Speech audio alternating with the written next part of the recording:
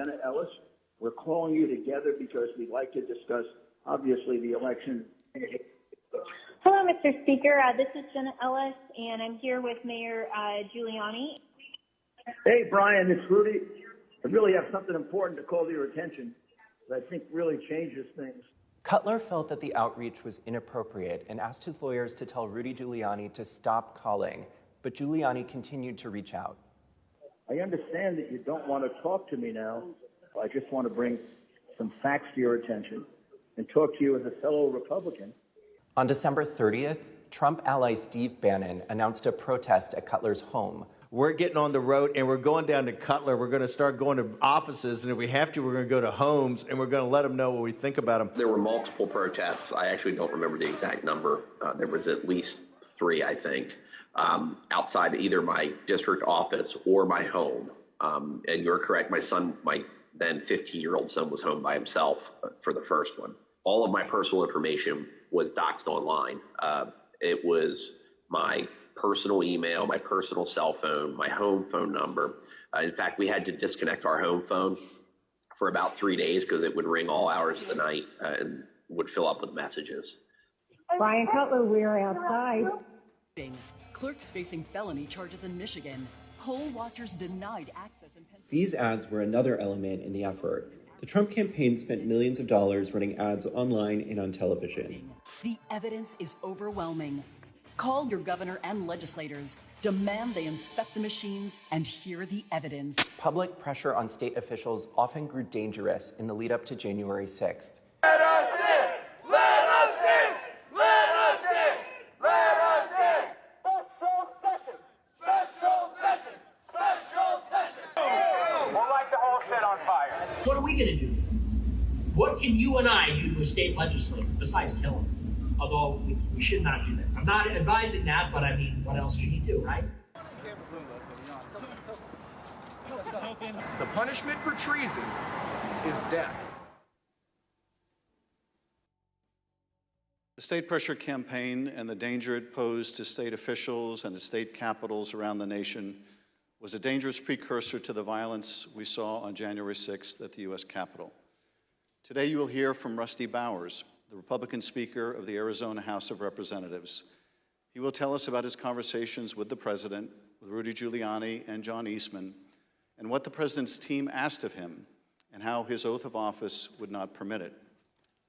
You will then hear from Brad Raffensperger, the Republican Secretary of State of Georgia, who Trump directed to, quote, find 11,780 votes that did not exist, but just the exact number of votes needed to overtake Joe Biden.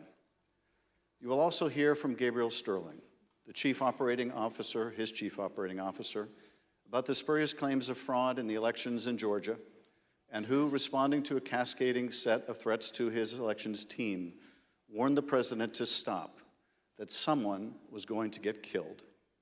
And you will hear from Wandrea Shea Moss, a former local elections worker in Fulton County, Georgia, about how all of the lies about the election impacted the lives of real people who administer our elections and still do. You will hear what they experienced when the most powerful man in the world, the President of the United States, sought to cling to power after being voted out of office by the American people. The system held, but barely. And the system held because people of courage, Republicans and Democrats, like the witnesses you will hear today, put their oath to the country and Constitution above any other consideration. They did their jobs, as we must do ours. Thank you, Mr. Chairman, and I yield back.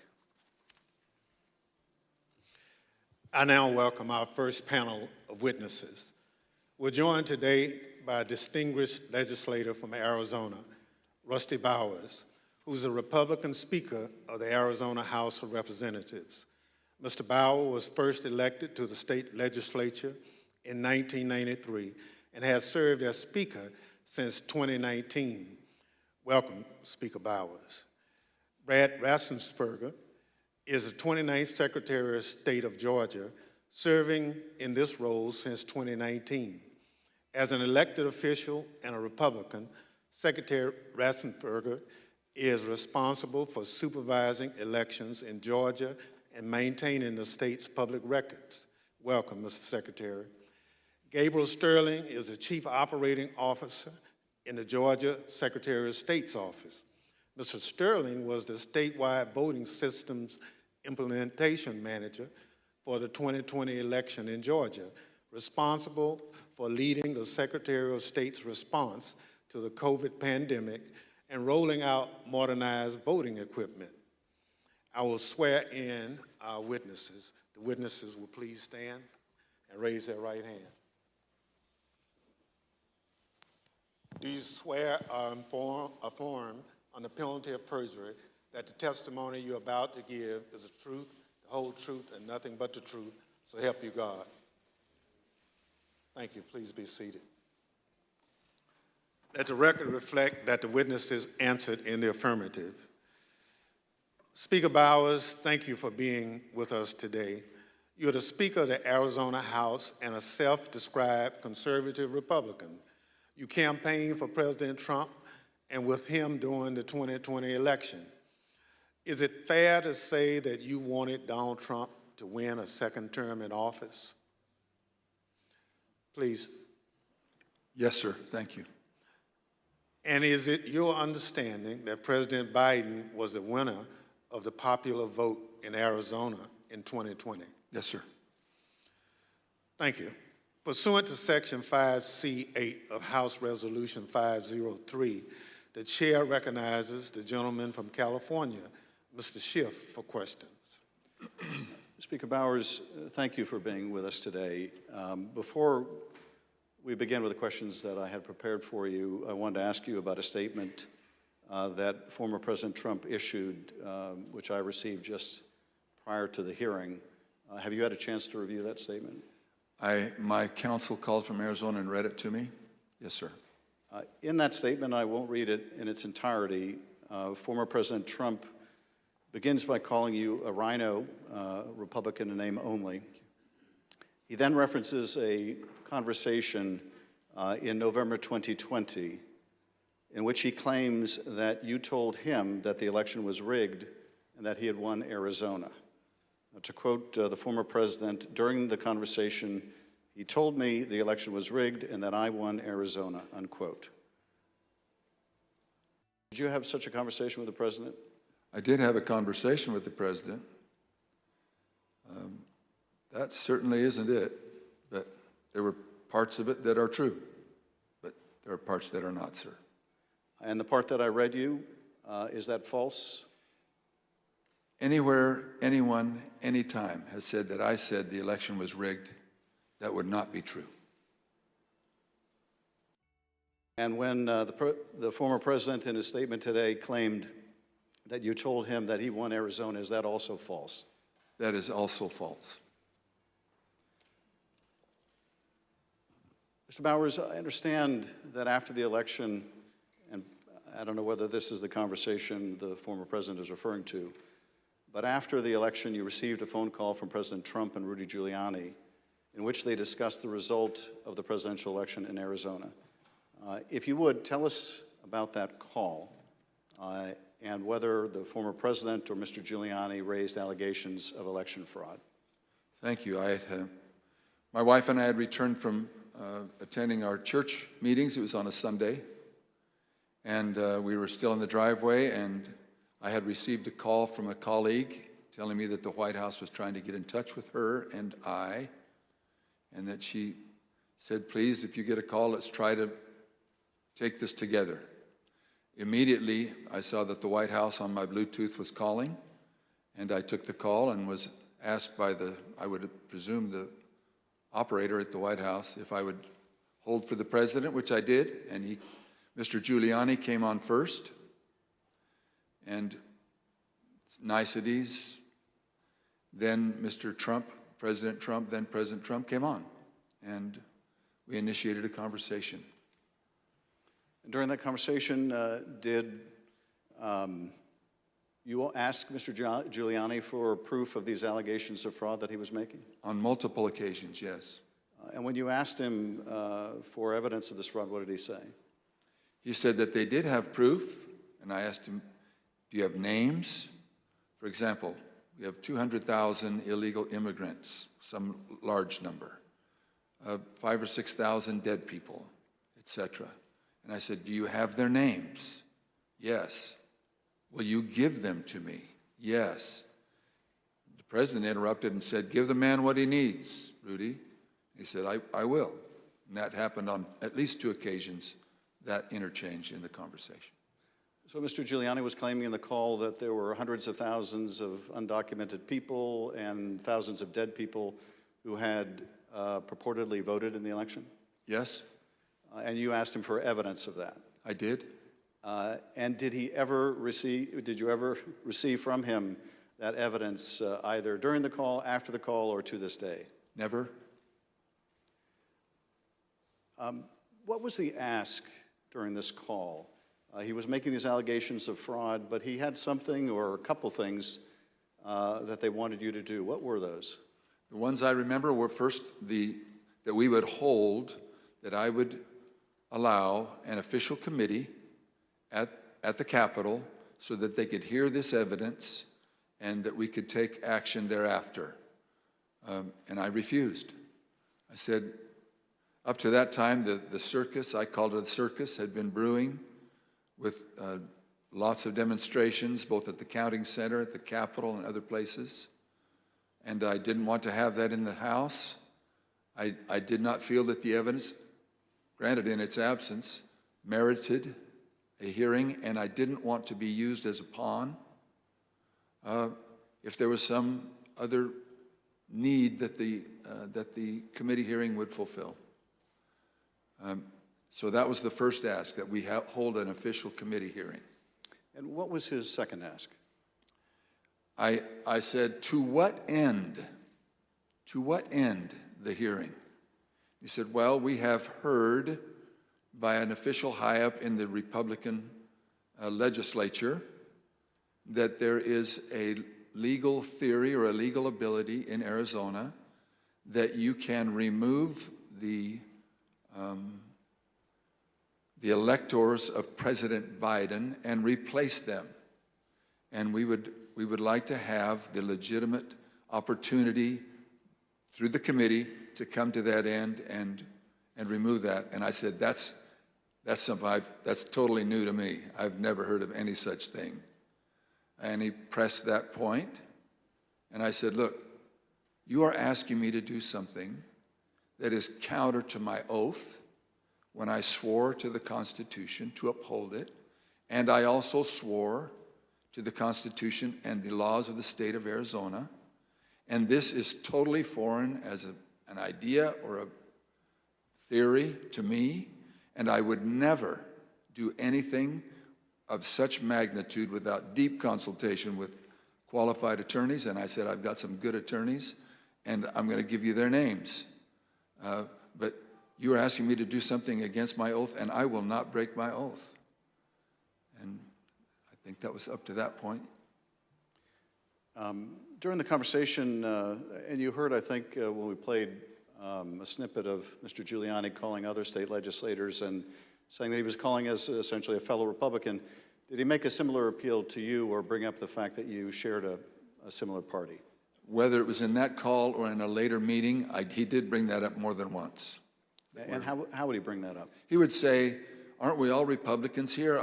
I would think we would get a better reception. I mean, I would think you would listen a little more open to my suggestions, that we're all Republicans.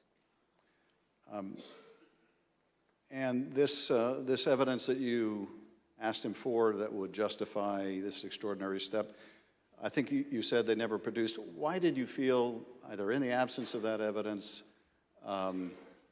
or with it, what they were asking you to do would violate your oath to the Constitution? First of all, when the people, and in Arizona, I believe it was some 40 plus years earlier, the legislature had established the manner of electing our officials, or the electors for the presidential race.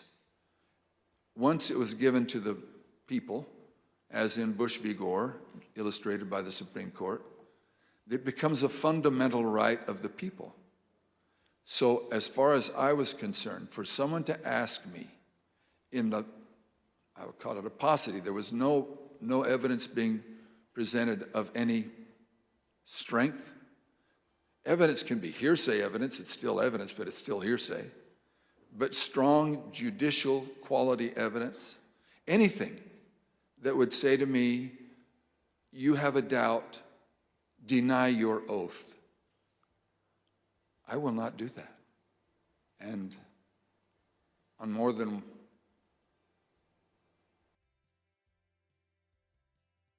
one occasion throughout all this, that has been brought up, and it is a tenet of my faith that the Constitution is divinely inspired of my most basic foundational beliefs. And so for me to do that because somebody just asked me to is foreign to my very being. I will not do it. During that conversation, Speaker Bowers, did you ask him if what he was proposing had ever been done before? I did. And what did he say? He said, well, I'm not familiar with Arizona law or any other laws, but I don't think so. And that also was brought up in other conversations, both with him and with John Eastman and others. Speaker Bowers, I understand that a week after that call, Mr. Giuliani appeared with others associated with President Trump's effort to overturn the result of the election at a purported legislative hearing in a hotel ballroom in Phoenix. Was this an official hearing of the state legislature? It was not. And why was it not a real or official hearing of the legislature? A legislator can hold a group meeting. He can call it a hearing. But when they ask me to have an official hearing, we establish it by protocols, public notice, etc. It's typically held at the Capitol, but it doesn't need to be. We can authorize a hearing off campus.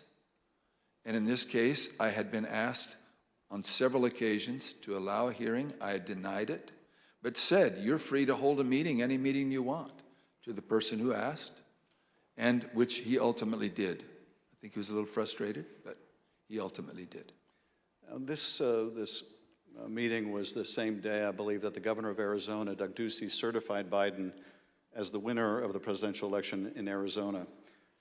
Did you meet with Mr. Giuliani and his associates while they were in Phoenix sometime after that purported legislative hearing at the hotel? Yes, I did, sir. And at that meeting, did Mr. Giuliani raise any specific allegations of election fraud again? His initial comments were, again, the litany of groups of illegal individuals or people deceased, etc. And he had brought that up, and I wasn't alone in that meeting. There were others, and other members of the Senate aggressively questioned him. And then I proceeded to question him on the proof that he was going to bring me, etc. But he did bring those up, yes. And these other legislators were also Republican members of the Senate? They were, yes, sir. And did they also press him for proof of these allegations? They pressed him very strongly. Two of them especially, very strongly. And at some point, did Mr. Giuliani ask one of the other attorneys on his team to help him out with the evidence?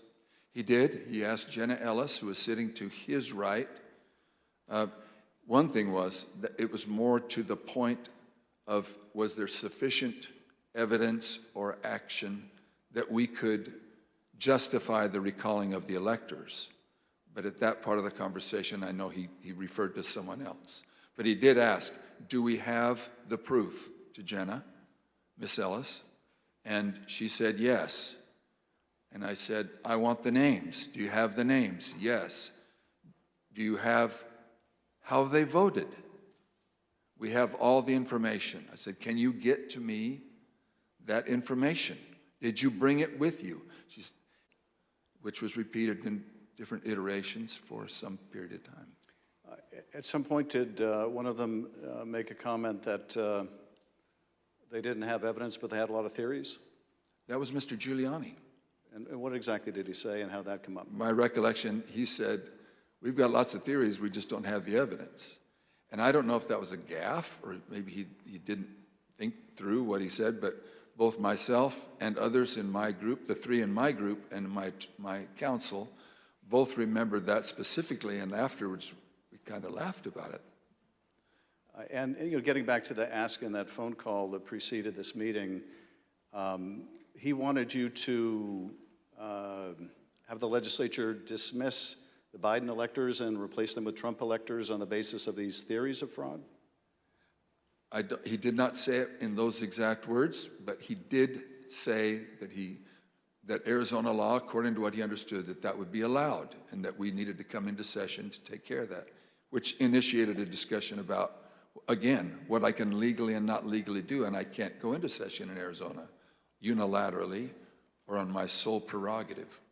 In this meeting or at any other later time, did anyone provide you with evidence of election fraud sufficient to affect the outcome of the presidential election in Arizona? No one provided me ever such evidence. The Select Committee has uncovered evidence in the course of our investigation that had stopped the Steal protests at state capitals across the country. There were individuals with ties to the groups or parties involved in the January 6th attack on the U.S. Capitol. One of those incursions took place in the Arizona House of Representatives building, as you can see in this footage.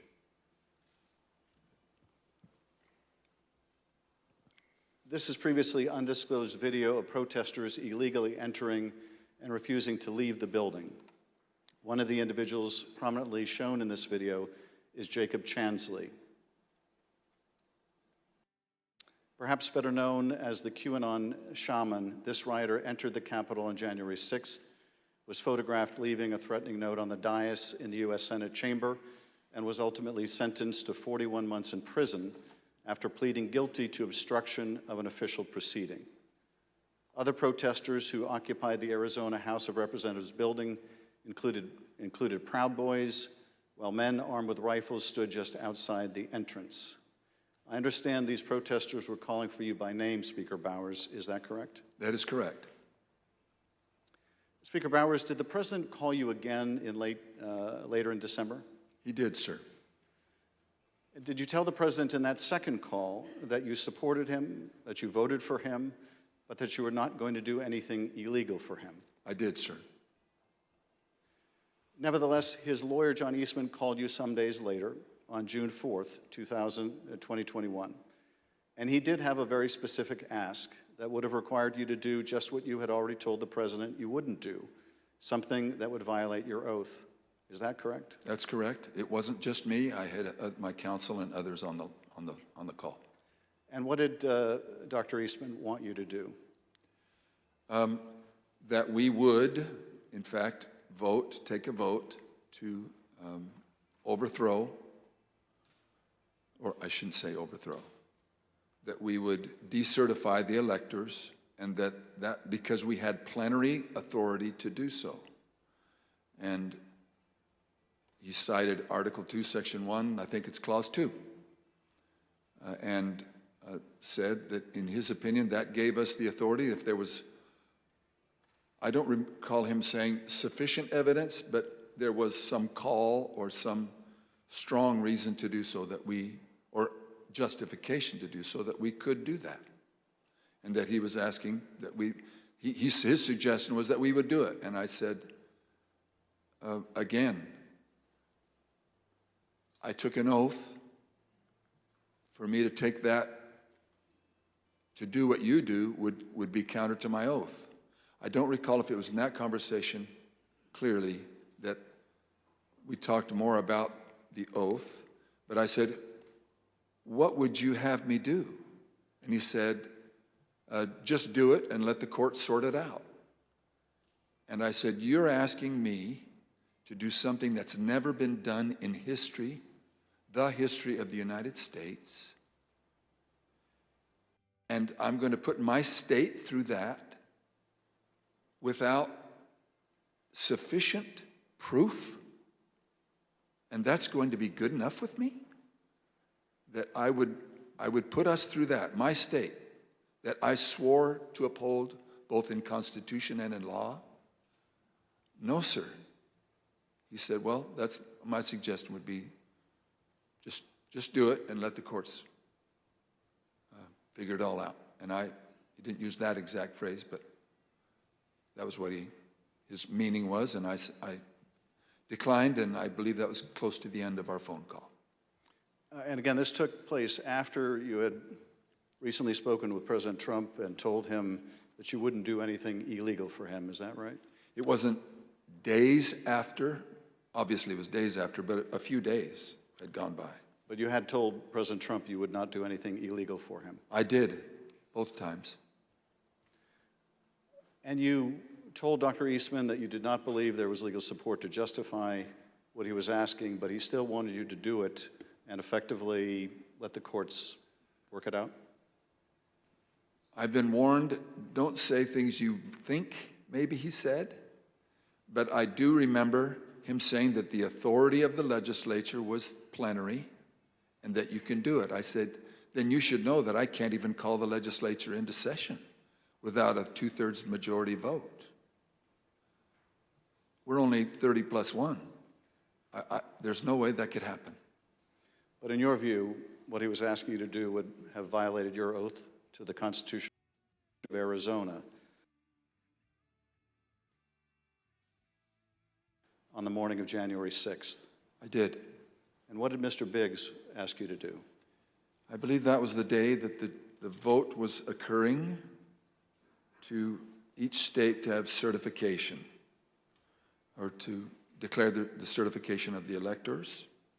And he asked if I would sign on both to a letter that had been sent from my state and or that I would support the decertification of the electors. And I said I would not.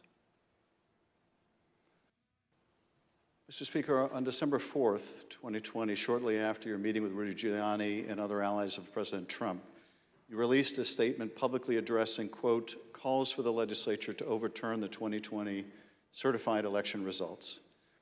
The statement is very straightforward in explaining the, quote, breathtaking request, unquote, made by representatives of President Trump. Quote, that the Arizona legislature overturn the certified results of last month's election and deliver the state's electoral college votes to President Trump, unquote. Why did you believe, as you wrote in this statement, that the rule of law forbid you from doing what President Trump and his allies wanted you to do?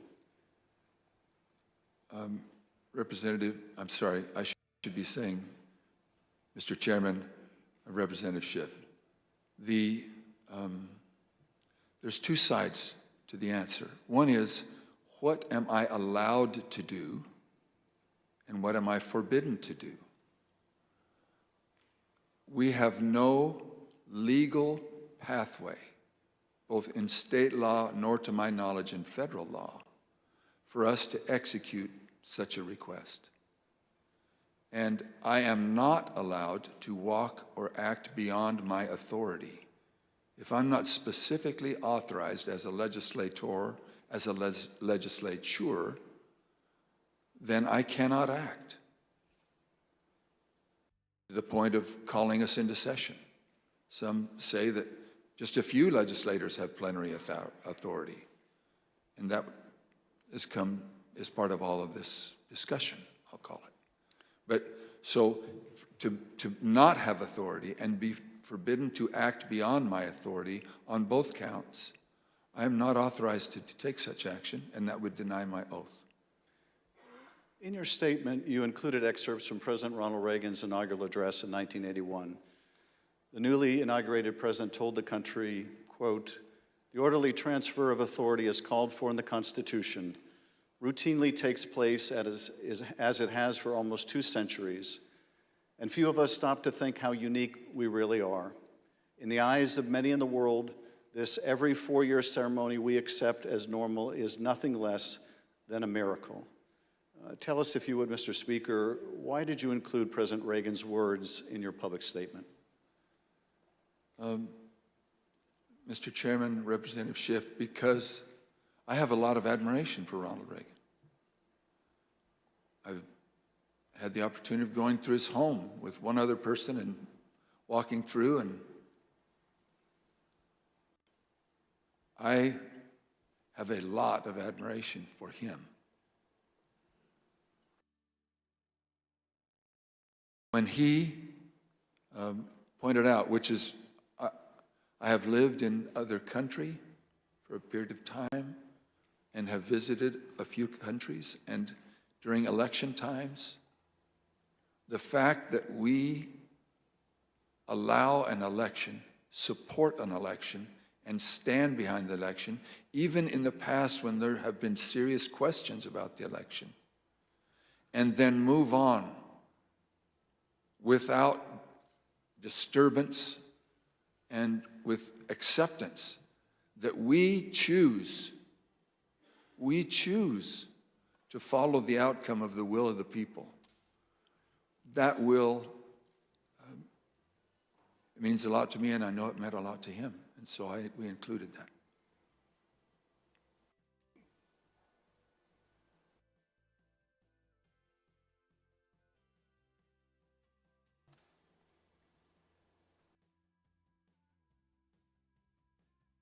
Thank you, Speaker Bowers. I now want to look even more deeply at the fake electors scheme. Every 4 years, citizens from all over the United States go to the polls to elect their president. Under our Constitution, when we cast our votes for president, we are actually voting to send electors pledged to our preferred candidate to the Electoral College. In December, the electors in each state meet, cast their votes, and send those votes to Washington. There is only one legitimate slate of electors from each state. On the 6th day of January, Congress meets in a joint session to count those votes, and the winner of the Electoral College vote becomes the president. In this next segment, you'll hear how President Trump and his campaign were directly involved in advancing and coordinating the plot to replace legitimate Biden electors with fake electors not chosen by the voters. You'll hear how this campaign convinced these fake electors to cast and submit their votes through fake certificates, telling them that their votes would only be used in the event that President Trump won his legal challenges. Yet when the president lost those legal challenges, when courts rejected them as frivolous and without merit, the fake elector scheme continued. At this point, President Trump's own lawyers, so-called Team Normal, walked away rather than participate in the plan. And his own White House counsel's office said that the plan was not legally sound. Let's play the following video produced by the Select Committee. My name is Casey Lucier. I'm an investigative counsel for the House Select Committee to investigate the January 6th attack on the United States Capitol. On November 18th, a lawyer working with the Trump campaign named Kenneth Cheeseborough wrote a memo arguing that the Trump campaign should organize its own electors in the swing states that President Trump had lost. The Select Committee received testimony that those close to President Trump began planning to organize fake electors for Trump in states that Biden won in the weeks after the election. Who do you remember being involved in those early discussions around the Thanksgiving time regarding having alternate electors meet? Mr. Giuliani, several of Mr. Giuliani's associates, Mr. Meadows,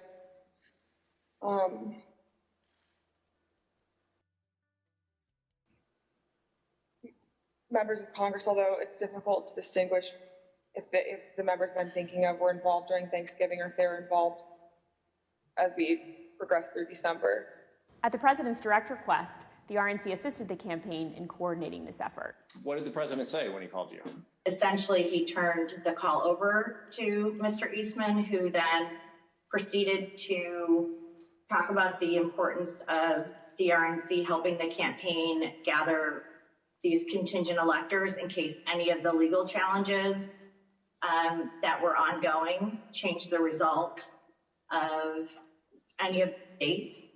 I think more just helping them reach out and assemble them. But my understanding is the campaign did take the lead, and we just were helping them in that role. As President Trump and his supporters continued to lose lawsuits, some campaign lawyers became convinced that convening electors in states that Trump lost was no longer appropriate. I just remember I either replied or called somebody saying, unless we have litigation pending that's like in these states, like I don't think this is appropriate, or this isn't the right thing to do. I don't remember how I phrased it, but and I got into a little bit of a back and forth, and I think it was with Ken Cheeseborough, where I said, all right, you know, I mean, you just get after it. Like, I'm out. At that point, I had Josh Finley email Mr. Chesbrough politely to say, this is your task. You are responsible for the Electoral College issues moving forward. And this was my way of taking that responsibility to zero. The committee learned the White House counsel's office also felt the plan was potentially illegal. And so to be clear, did you hear the White House counsel's office say that this plan to have alternate electors meet and cast votes for Donald Trump in states that he had lost was not legally sound? Yes, sir. And who was present for that meeting that you remember? It was in our office. It was Mr. Meadows, Mr. Giuliani, and a few of Mr. Giuliani's associates.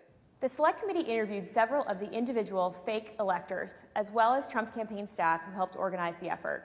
We were just, kind of useful idiots or rubes at that point. A strong part of me really feels that it's just kind of as the road continued and as that was failure, that got formulated as what do we have on the table? Let's just do it. And now, after what we've told you today about the Select Committee's investigation about the conclusion of the professional lawyers on the campaign staff, Justin Clark, Matt Morgan, and Josh Finley, about their unwillingness to participate in the convening of these electors, how does that contribute to your understanding of these issues? I'm angry. Because I think in a sense, no one really cared if people were potentially putting themselves in jeopardy. Would you have not wanted to participate in this any further as well? I absolutely would not have.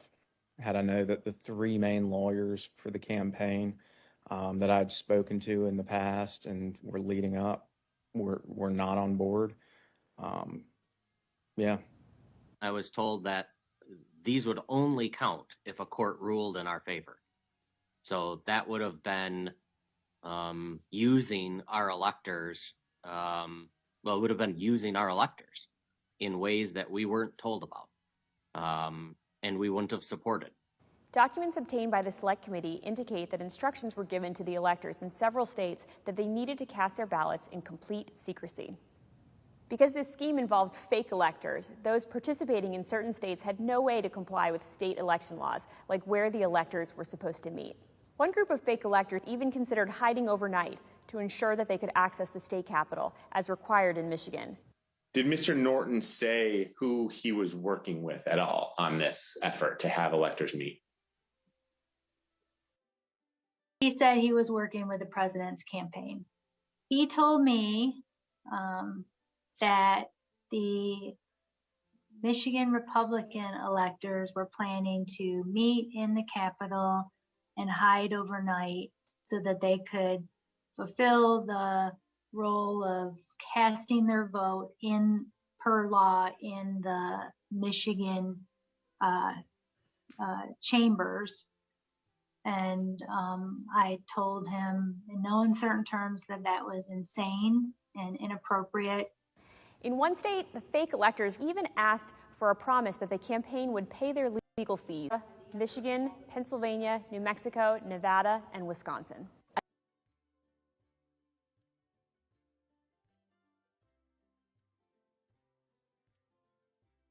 At the request of the Trump campaign, the electors from these battleground states signed documents falsely asserting that they were the, quote, duly elected electors from their state, and submitted them to the National Archives and to Vice President Pence in his capacity as President of the Senate.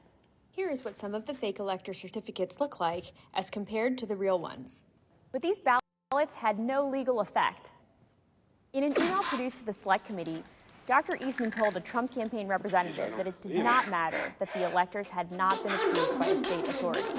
Quote, the fact that we have multiple slates of electors demonstrates the uncertainty of either. That should be enough. He urged that Pence act boldly and be challenged. Documents produced to the Select Committee show that the Trump campaign took steps to ensure that the physical copies of the fake electors' electoral votes from 2 states were delivered to Washington for January 6th. Text messages exchanged between Republican Party officials in Wisconsin show that on January 4th, the Trump campaign asked for someone to fly their fake electors' documents to Washington. A staffer for Wisconsin Senator Ron Johnson texted a staffer for Vice President Pence just minutes before the beginning of the joint session. This staffer stated that Senator Johnson wished to hand-deliver to the vice president the fake electors' votes from Michigan and Wisconsin. The vice president's aide unambiguously instructed them not to deliver the fake votes to the vice president. Even though the fake elector slates were transmitted to Congress and the executive branch, the vice president held firm in his position that his role was to count lawfully submitted electoral votes. Joseph R. Biden, Jr. of the state of Delaware has received 306 votes. Donald J. Trump of the state of Florida has received 232 votes. Which is what he did when the joint session resumed on January 6th after the attack on the Capitol.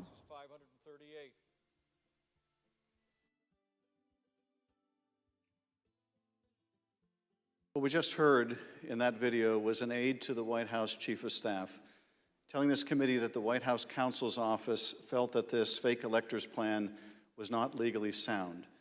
Nevertheless, the Trump campaign went forward with the scheme anyway.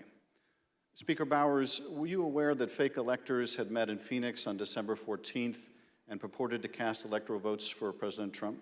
I was not. When you learned that these electors had met and sent their electoral votes to Washington, what did you think? Well, I thought of the book, The Gang That Couldn't Shoot Straight. And I just thought, this is a tragic parody. Mr. Bowers, I understand that as you flew from Phoenix to Washington yesterday, you reflected upon some passages from a personal journal that you were keeping in December 2020 while all of this was taking place. With your permission, I'm wondering if you would be willing to share one passage in particular with us. Thank you very much. It is painful to have friends who have been such a help to me turn on me with such rancor. I may, in the eyes of men, not hold correct opinions or act according to their vision or convictions, but I do not take this current situation in a light manner, a fearful manner, or a vengeful manner. I do not want to be a winner by cheating. I will not play with laws I swore allegiance to, with any contrived desire towards deflection of my deep foundational desire to follow God's will as I believe He led my conscience to embrace. How else will I ever approach Him in the wilderness of life, knowing that I ask this guidance only to show myself a coward in defending the course He let me take. He led me to take. Thank you, Mr. Speaker. Those are powerful words. I understand that taking the courageous positions that you did following the 2020 election in defense of the rule of law and protecting the voters of Arizona resulted in you and your family being subjected to protests and terrible threats. Can you tell us how this impacted you and your family? Well, as others in the videos have mentioned, we received, my secretaries would say, in excess of 20,000 emails and tens of thousands of voicemails and texts, which saturated our offices and we were unable to work, or at least communicate. But at home, up till even recently, it is the new pattern or a pattern in our lives to worry what will happen on Saturdays, because we have various groups come by and they have had video panel trucks with videos of me proclaiming me to be a pedophile and a pervert and a corrupt and politician. and blaring loudspeakers in my neighborhood and leaving literature both on my property, but arguing and threatening with neighbors and with myself. I don't know if I should name groups, but there was one gentleman that had the 3 bars on his chest, and he had a pistol and was threatening my neighbor, not with the pistol, but just vocally. When I saw the gun, I knew I had to get close. And at the same time, on some of these, we had a daughter who was gravely ill, who was upset by what was happening outside. And my wife, that was a valiant person, very, very strong, quiet, very strong woman.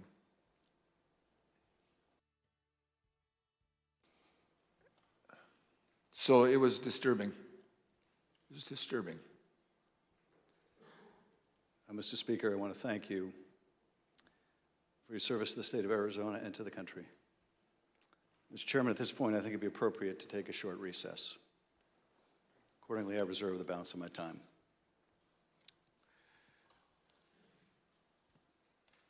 The chair requests that those in the hearing room remain seated until the Capitol Police have escorted members and witnesses from the room. We'll have 5 minutes, 5-minute recess.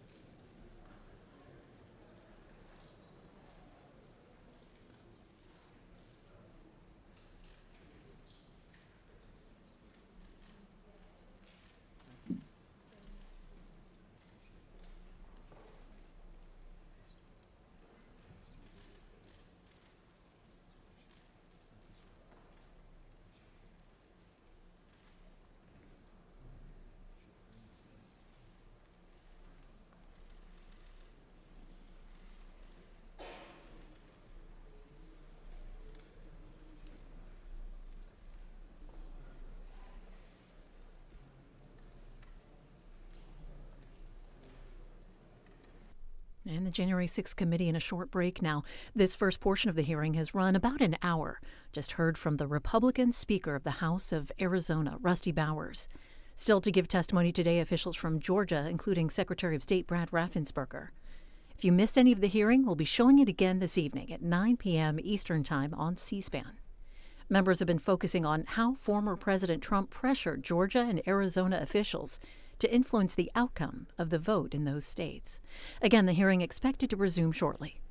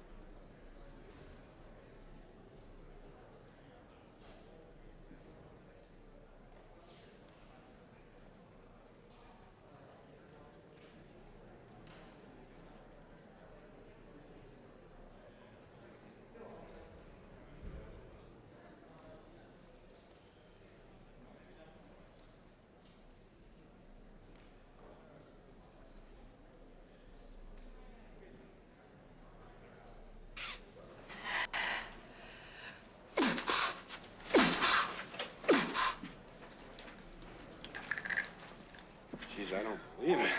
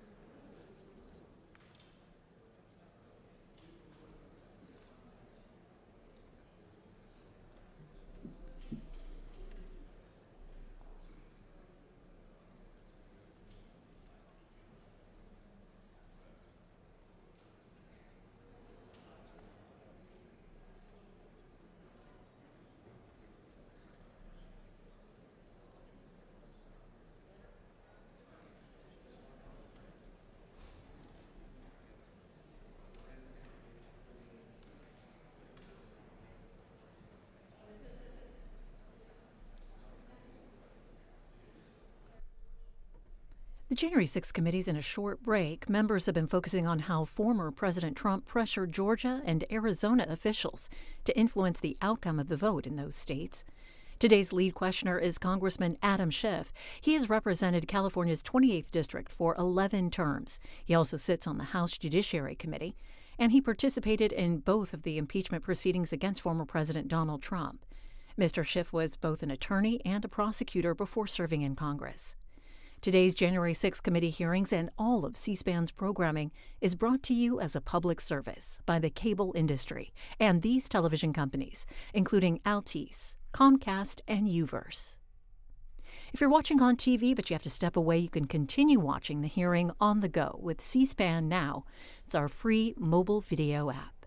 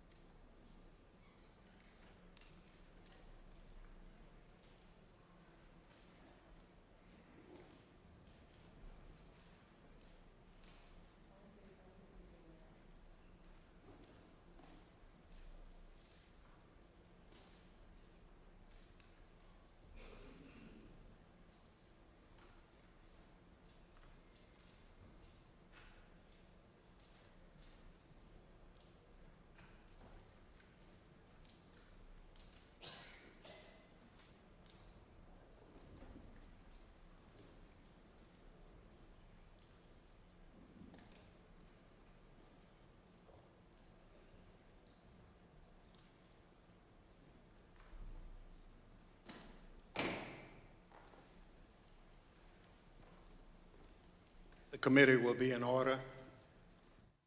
President Trump's pressure campaign against state officials existed in all the key battleground states that he lost. But the former president had a particular obsession with Georgia. Here is the president on the afternoon of January 6th, after his own attorney general warned him that the claims you are about to hear are patently false. They should find those votes. They should absolutely find that. Just over 11,000 votes, that's all we need. They defrauded us out of a win in Georgia, and we're not going to forget it. So the state of Georgia is where we will turn our attention to next. I want to emphasize that our investigation into these issues is still ongoing. As I stated in our last hearing, if you have relevant information or documentary evidence to share with the Select Committee, we welcome your cooperation. But we will share some of our findings with you today. Secretary Raffensperger, thank you for being here today. You've been a public servant in Georgia since 2015, serving first as a member of the Georgia House of Representatives, and then, since January 2019, as Georgia's Secretary of State. As a self-described conservative Republican, is it fair to say that you wanted President Trump to win the 2020 election? Yes, it is. Mr. Secretary, many witnesses have told the Select Committee that Election Day, November 3rd, 2020, was a largely uneventful day in their home states. In spite of the challenges of conducting an election during a pandemic, you wrote in the Washington Post that the election was, quote, successful. Tell us, what was your impression of how Election Day had proceeded in Georgia? On Election Day in November, our election went remarkably smooth. In fact, we meet at the GEMA headquarters. That's the Georgia Energy Emergency Management Association meeting location, but we were following wait times in line. In the afternoon, our average wait time was 3 minutes statewide that we were recording for various precincts, and it actually got down to 2 minutes. And at the end of the day, we felt that we had a successful election from the standpoint of the administration and the operation of the election. Thank you. The chair recognizes the gentleman from California, Mr. Schiff. Thank you, Mr. Chairman. Secretary Raffensperger, did Joe Biden win the 2020 presidential election in Georgia, and by what margin? President Biden carried the state of Georgia by approximately 12,000 votes. And Mr. Secretary, as I understand it, your office took several steps to ensure the accuracy of the vote count in Georgia, reviewing the vote count in at least 3 different ways. These steps included a machine recount, a forensic audit, and a full hand recount of every one of the 5 million ballots cast. Did these efforts, including a recount of literally every ballot cast in the state of Georgia, confirm the result? Yes, they did. We counted the ballots where the first tabulation would be scanned. Then when we did our 100% hand audit of the all 5 million ballots in the state of Georgia, all cast in place, all absentee ballots, they were all hand recounted, and they came remarkably close to the first count. And then upon the election being certified, President Trump, because he was within 0.5%, could ask for a recount. And then we recounted them again through the scanners, and we got remarkably the same count. 3 counts, all remarkably close, which showed that President Trump did come up short. Nevertheless, as you will see, the president and his allies began making numerous false allegations of voter fraud. False allegations that you and Mr. Sterling, among others, had to address. Mr. Sterling, thank you also for being here today. Following the 2020 election, in addition to your normal duties, I understand that you became a spokesperson to try to combat disinformation about the election and the danger it was creating for elections officials, among others. In a December 1 press conference, you addressed some of your remarks directly to President Trump. Let's take a look at what you said that day. Mr. President, it looks like you likely lost the state of Georgia. We're investigating. There's always a possibility. I get it. And you have the rights to go through the courts. What you don't have the ability to do, and you need to step up and say this, is stop inspiring people to commit potential acts of violence. Someone's going to get hurt, someone's going to get shot, someone's going to get killed. And it's not right.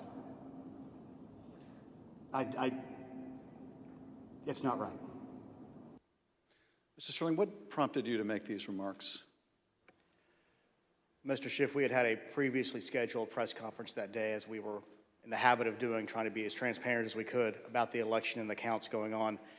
A little after lunch that day, lunchtime, I received a call from the project manager from Dominion Voting Systems, who was oddly, audibly shaken. She's not the kind of person I would assume would be that way. She has a master's from MIT, a graduate of the Naval Academy, and is very much on the ball and pretty unflappable.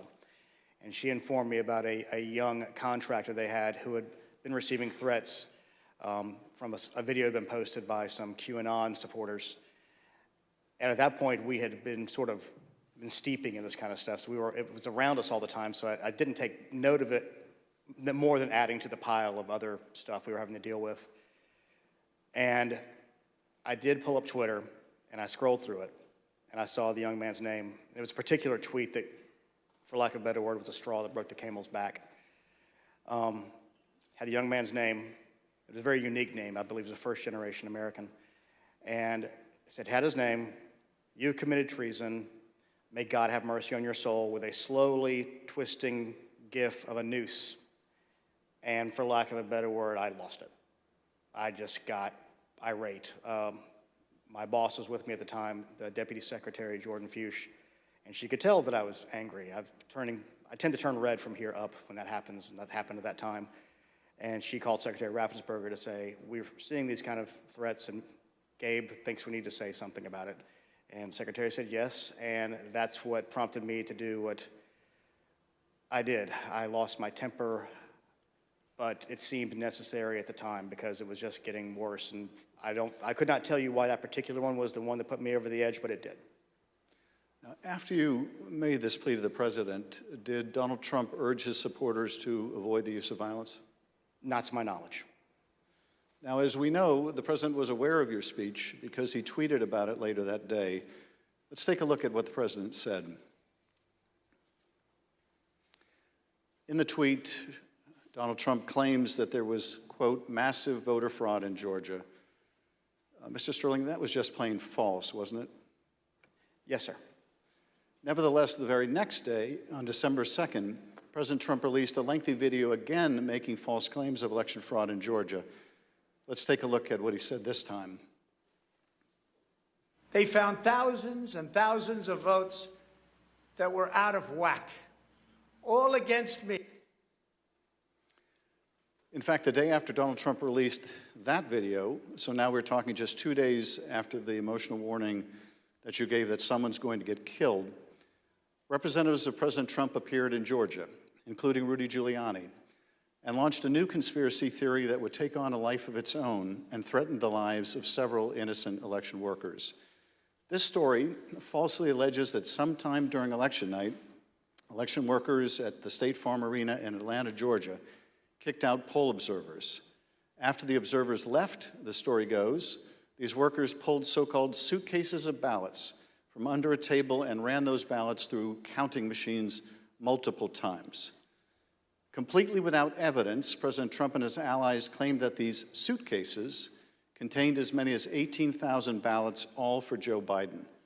None of this was true. But Rudy Giuliani appeared before the Georgia State Senate and played a surveillance video from State Farm Arena, falsely claiming that it showed this conspiracy taking place. Here's a sample of what Mr. Giuliani had to say during that hearing. And when you look at what you saw on the video, which to me was a smoking gun, powerful smoking gun, well, I don't have to be a genius to figure out what happened. And I don't have to be a genius to figure out that those votes are not legitimate votes. You don't put legitimate votes under a table. No. Wait until you throw the opposition out, and in the middle of the night, count them. We would have to be fools to think that. President Trump's campaign amplified Giuliani's false testimony in a tweet, pushing out the video footage. Giuliani likewise pushed out his testimony on social media. As you can see in this tweet, Mr. Giuliani wrote that it was, quote, now beyond doubt, unquote, that Fulton County Democrats had stolen the election. Later in this hearing, we'll hear directly from one of the election workers in this video about the effect these lies had on her and on her family. Mr. Sterling, did the investigators in your office review the entire surveillance tape from the State Farm Arena on election night? They actually reviewed approximately 48 hours going over the time period where action was taking place at the counting center at State Farm Arena. And what did the tape actually show? Depending on which time you want to start, because as was mentioned, this conspiracy theory took on a life of its own, where they conflated a water main break that wasn't a water main break and throwing observers out and a series of other things. What it actually showed was Fulton County election workers engaging in normal ballot processing. One of the things that was very frustrating was the so-called suitcases of ballots from under the table. If you watch the entirety of the video, you saw that these were election workers who were under the impression they were going to get to go home around 10:30.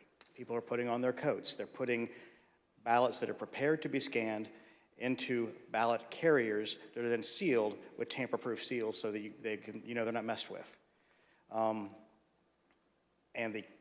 It's an interesting thing because you watch there's 4 screens of the video, and as you're watching it, you can see the election monitors in the corner with the press as they're taking these ballot carriers and putting them under the table. You see it there. One of the other hidden ones, if you looked at the actual tape, was on the outside of the table, just from the camera angle. You couldn't see it originally. And this goes under the no good deed goes unpunished. We were told, we were at GEMA, as the secretary pointed out, and we were told that it looked like they were shutting down the Fulton County counting. The secretary expressed some displeasure at that because we wanted to everybody keep counting so we could get to the results and know what was happening. So our elections director called their elections director, who was at another location because this was election day. There was 2 different places where ballot things were being done by the Fulton County office. So he called the elections director of Fulton, then called Ralph Jones, who was at the State Farm Arena, and said, "What the heck are you doing? Go ahead and stay." And as you watch the video itself, you see him take the phone call as people are putting things away and getting ready to leave. And you can tell for about 15, 20 seconds, he does not want to tell these people they have to stay. He walks over, he thinks about it for a second, you see him come back to the corner of a desk and kind of slumps his shoulders and says, "Okay, y'all, we got to keep on counting."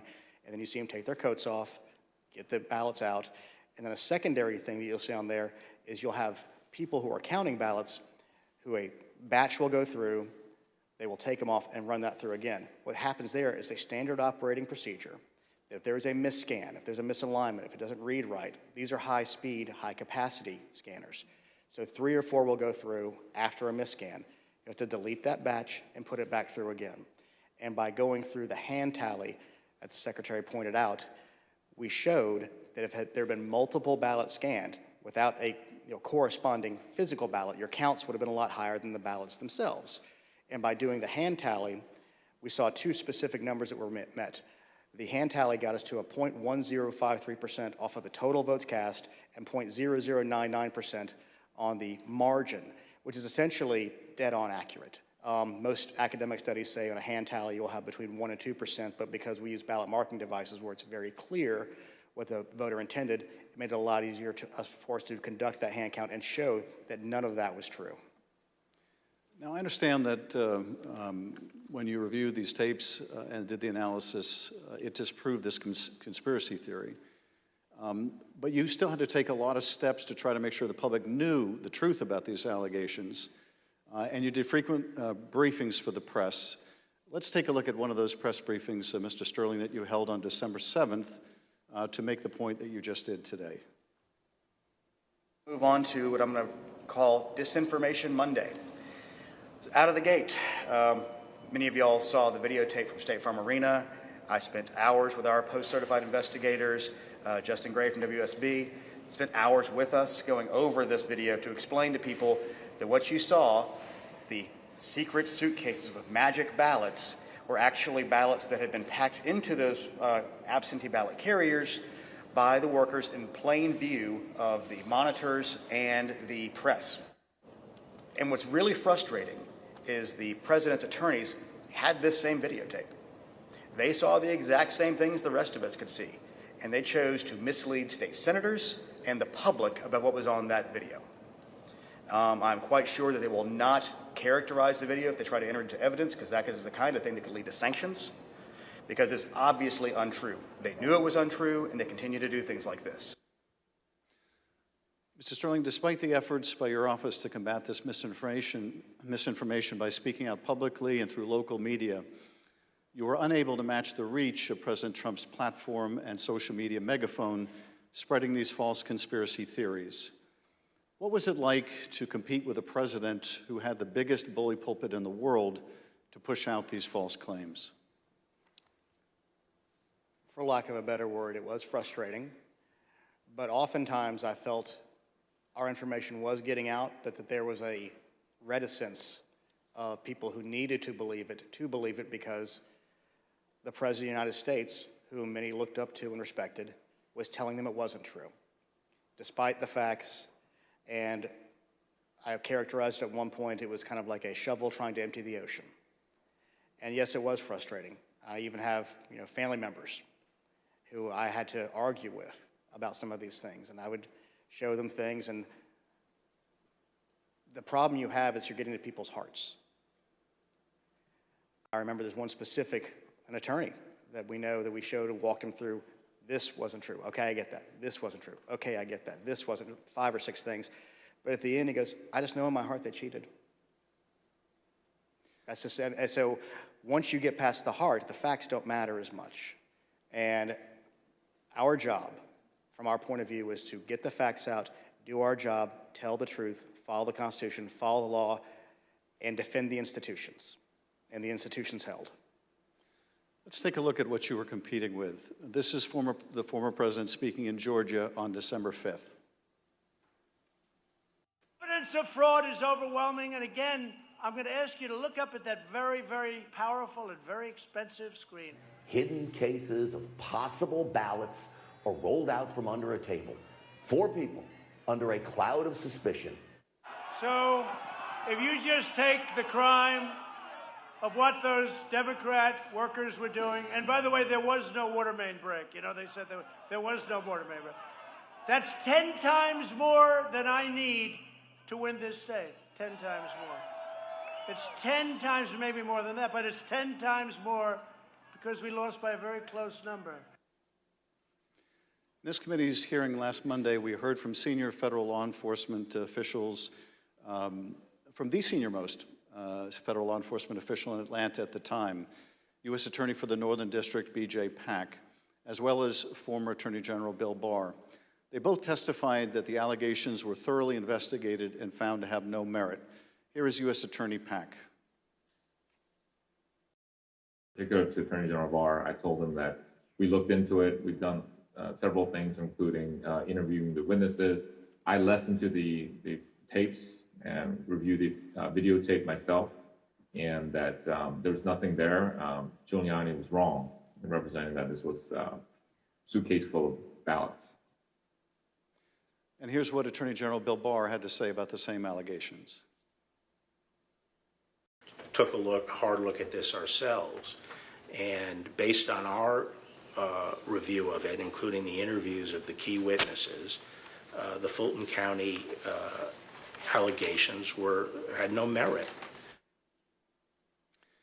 We also have testimony from senior Department of Justice officials establishing that they specifically told President Trump that these allegations had been thoroughly investigated and were completely without merit. Here is Acting Deputy Attorney General Richard Donahue describing a phone conversation in which he specifically told President Trump that these allegations were false. The president kept fixating on this suitcase that supposedly had fraudulent ballots and that the suitcase was rolled out from under the table. And I said, no, sir, there is no suitcase. You can watch that video over and over. There is no suitcase. There is a wheeled bin where they carry the ballots.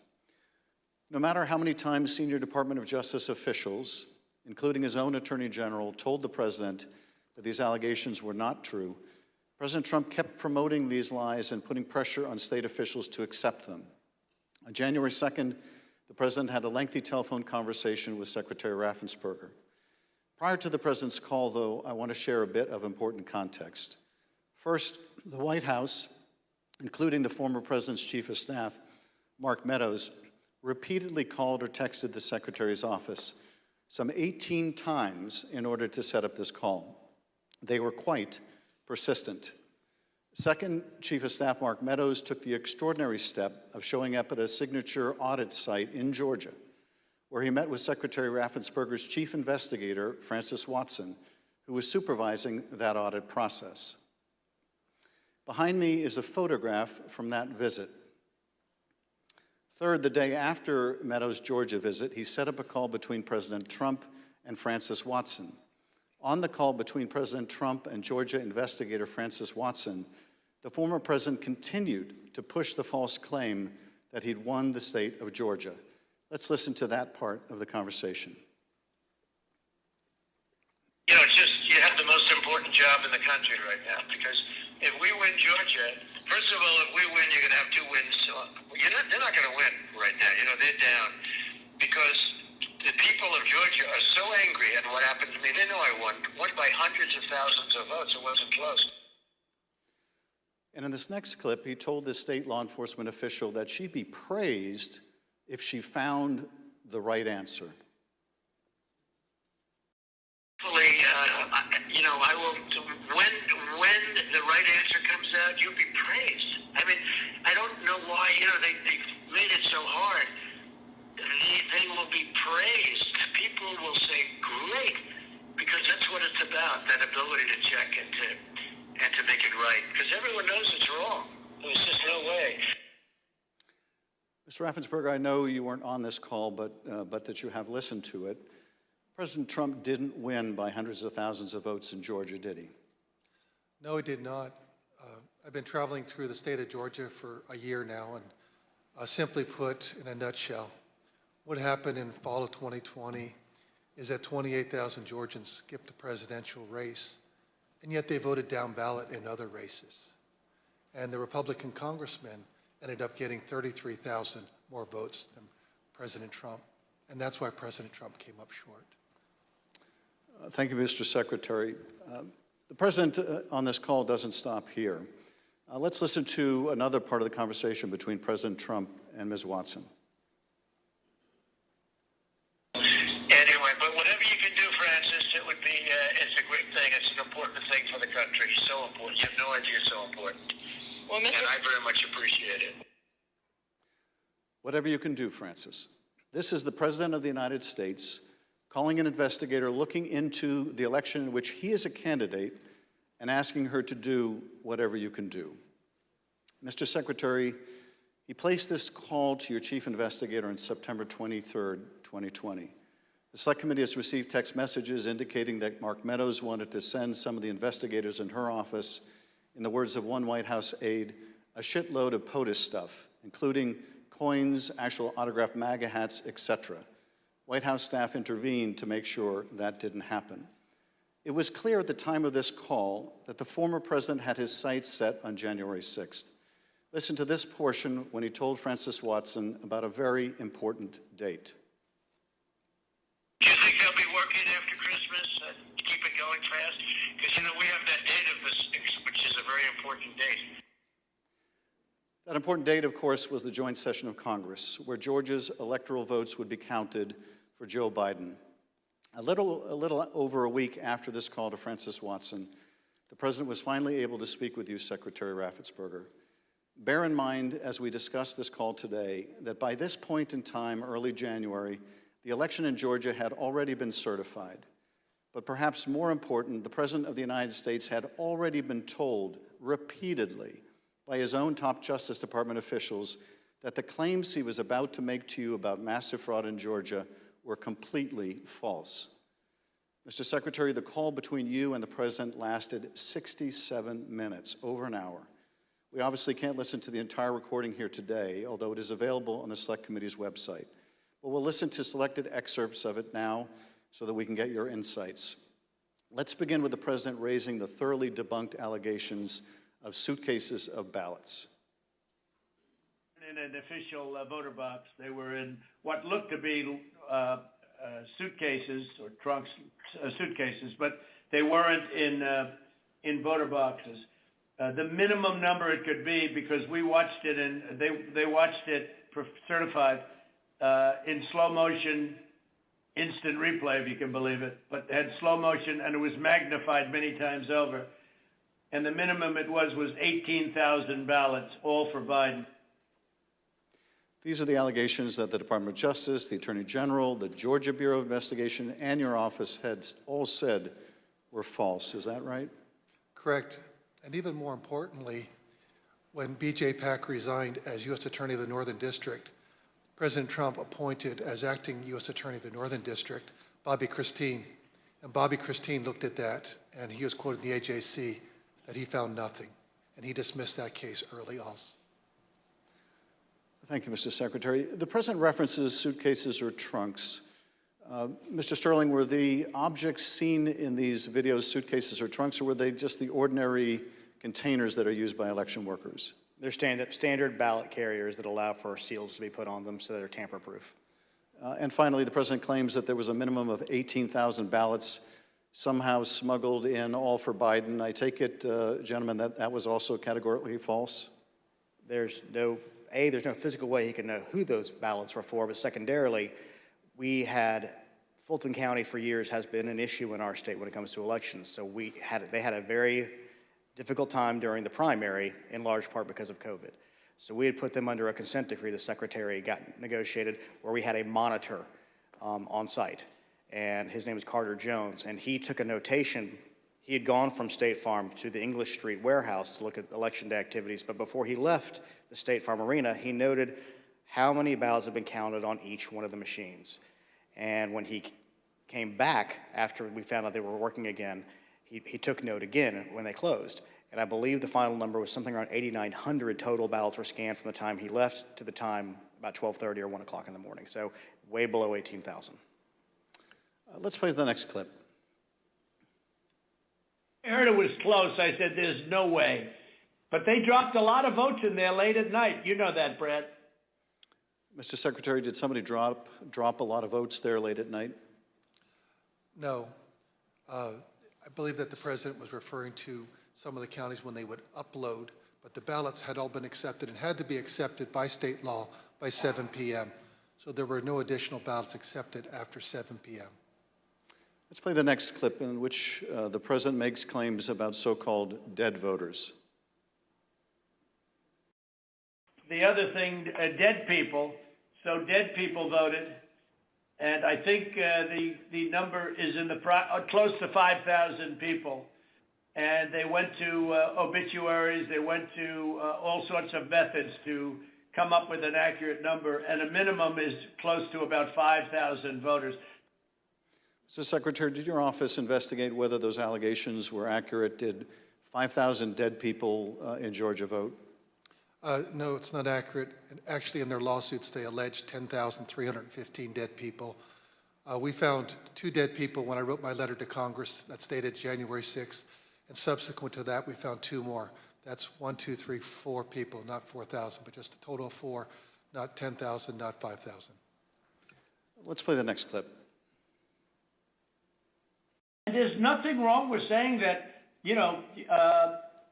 that you've recalculated, because the 2,236 and absentee ballots, I mean, they're all exact numbers that were done by accounting firms, law firms, etc. And even if you cut them in half, and cut them in half again, it's more votes than we need. Mr. Secretary, is there any way that you could have lawfully changed the result in the state of Georgia and somehow explained it away as a recalculation? No, the numbers are the numbers. The numbers don't lie. We had many allegations, and we investigated every single one of them. In fact, I challenged my team, did we miss anything? They said that there was over 66,000 underage voters. We found that there's actually 0. You can register to vote in Georgia. When you're 17 and a half, you have to be 18 by Election Day. We checked that out, every single voter. They said that there was 2,423 non-registered voters. There were 0. They said that there was 2,056 felons. We identified less than 74 or less that were actually still in felony sentence. Every single allegation we checked, we ran down the rabbit trail to make sure that our numbers were accurate. So there's no way you could have recalculated it except by fudging the numbers? The numbers were the numbers, and we could not recalculate because we had made sure that we had checked every single allegation. And we had many investigations. We had nearly 300 from the 2020 election. Mr. Secretary, you tried to push back when the president made these unsupported claims, whether they were about suitcases of ballots or that Biden votes were counted 3 times. Let's play the next clip. President, they did not put that. We did an audit of that, and we proved conclusively that they were not scanned 3 times. Yeah, Mr. President, we'll send you the link from WSB that doesn't. I don't care about a link. I don't need it. I have a much better link. You told the president you would send him a link from WSB, which I understand is a local television station that had a unedited video from the State Farm Arena. But the president wasn't interested in that. He said he had a much better link. Mr. Secretary, at the time that you were on the call with the president, as we have shown, both the FBI and the Georgia Bureau of Investigation have proven these claims to be nonsense. And you told him about these investigations on the phone. Let's listen to what President Trump had to say about the state and federal law enforcement officers who investigated these false claims. There's no way they could find, then they're incompetent. They're either dishonest or incompetent, okay? There's only 2 answers, dishonesty or incompetence. There's just no way. Look, there's no way. But the president didn't stop at insinuating that law enforcement officers were either dishonest or incompetent. He went on to suggest that you could be subject to criminal liability for your role in the matter. Before I play that portion of the conversation, I'd like to show you something that the president retweeted a couple weeks before your call with him. Here's the president retweeting a post from one of his allies, a lawyer who was later sanctioned by a judge in Michigan for making false claims of election fraud. Let's take a look at that tweet. The tweet read, quote, "President Trump, at real Donald Trump, is a genuinely good man. He does not really like to fire people. I bet he dislikes putting people in jail, especially, quote unquote, Republicans. He gave at Brian Kemp, Georgia, and at Georgia Secretary of State every chance to get it right. They refused. They will soon be going to jail." So on your call, this was not the first time the president was suggesting you might be criminally liable. With that, let's listen to this portion of the call. I think you're going to find that they are shredding ballots because they have to get rid of the ballots because the ballots are unsigned. The ballots are corrupt. And they're brand new and they don't have seals. And there's a whole thing with the ballots, but the ballots are corrupt. And you're going to find that they are, which is totally illegal. It's more illegal for you than it is for them because you know what they did and you're not reporting it. That's a criminal offense. And you can't let that happen. That's a big risk to you and to Ryan, your lawyer. That's a big risk.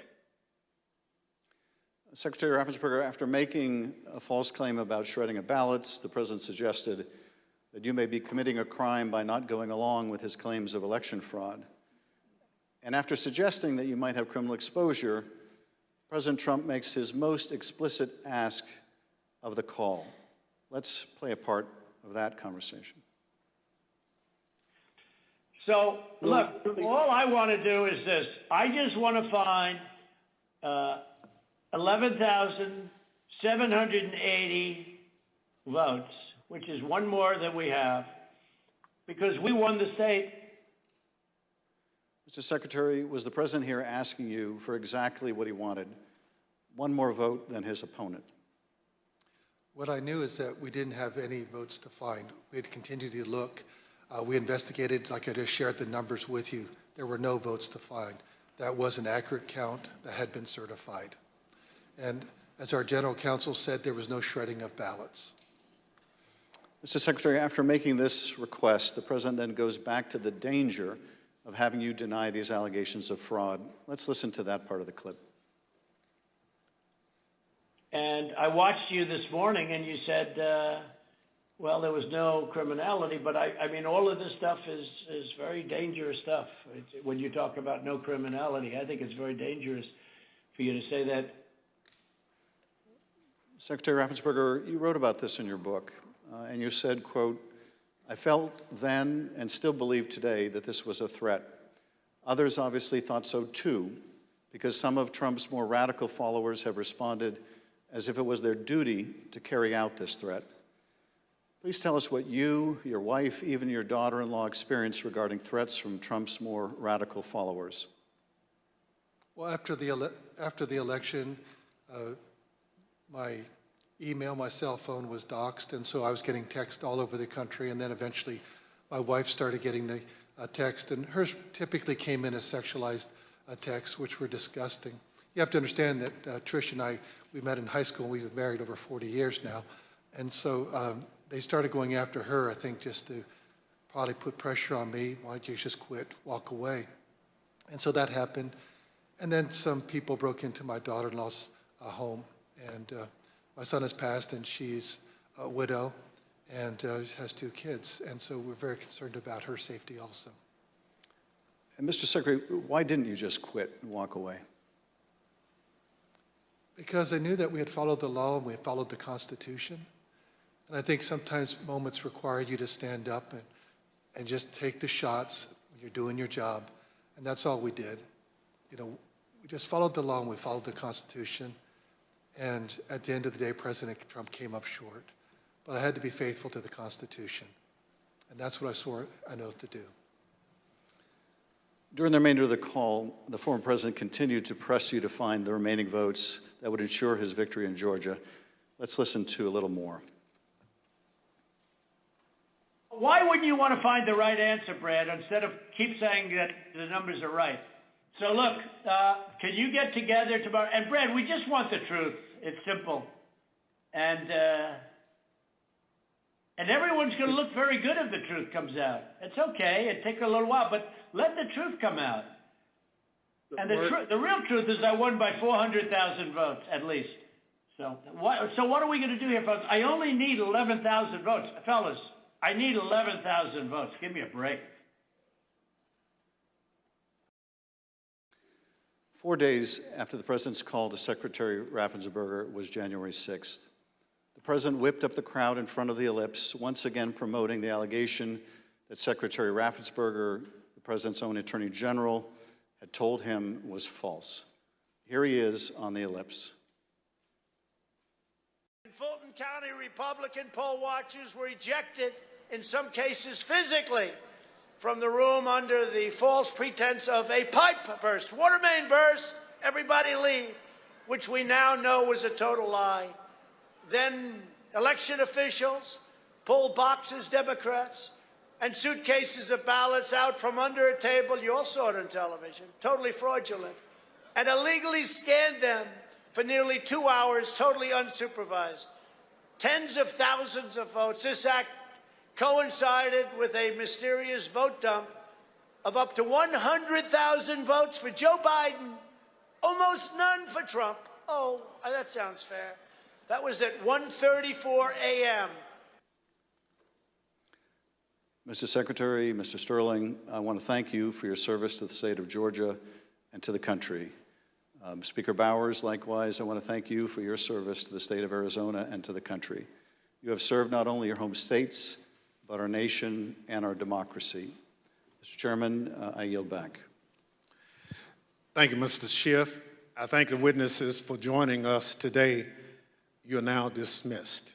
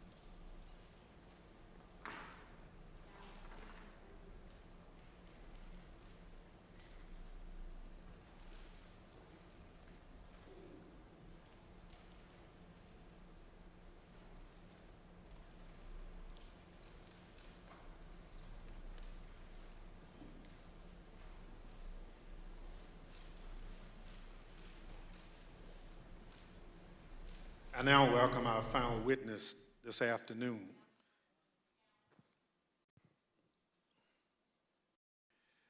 Andrea Shea Moss. Ms. Moss worked in the Department of Registration and Elections in Fulton County, Georgia, from 2017 until 2022. In that job, Ms. Moss handled voter applications and absentee ballot requests, and also helped to process the vote count for several elections. In December 2020, Ms. Moss and her mother, Ms. Ruby Freeman, became the target of nasty lies spread by President Trump and his allies as they sought to overturn the election results in Georgia. Ms. Moss and her mother, Ms. Freeman, are two of the unsung heroes in this country, doing the hard work of keeping our democracy functioning for every American. Ms. Moss, welcome. Thank you for your service, and I thank you for being here today. I will now swear you in. Please stand.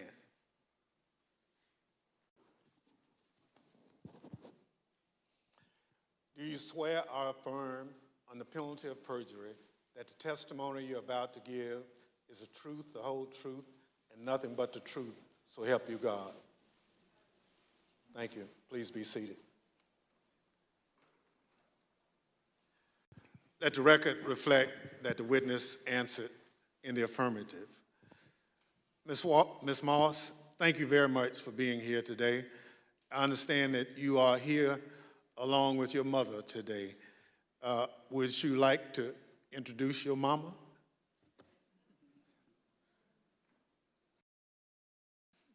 Hi, Mom. Ms. Moss, today we'll be asking you about some of the threats that you received following the 2020 election. Since you've been an election worker for over 10 years, I want to ask you, in your decade of service, had you ever experienced threats like these before?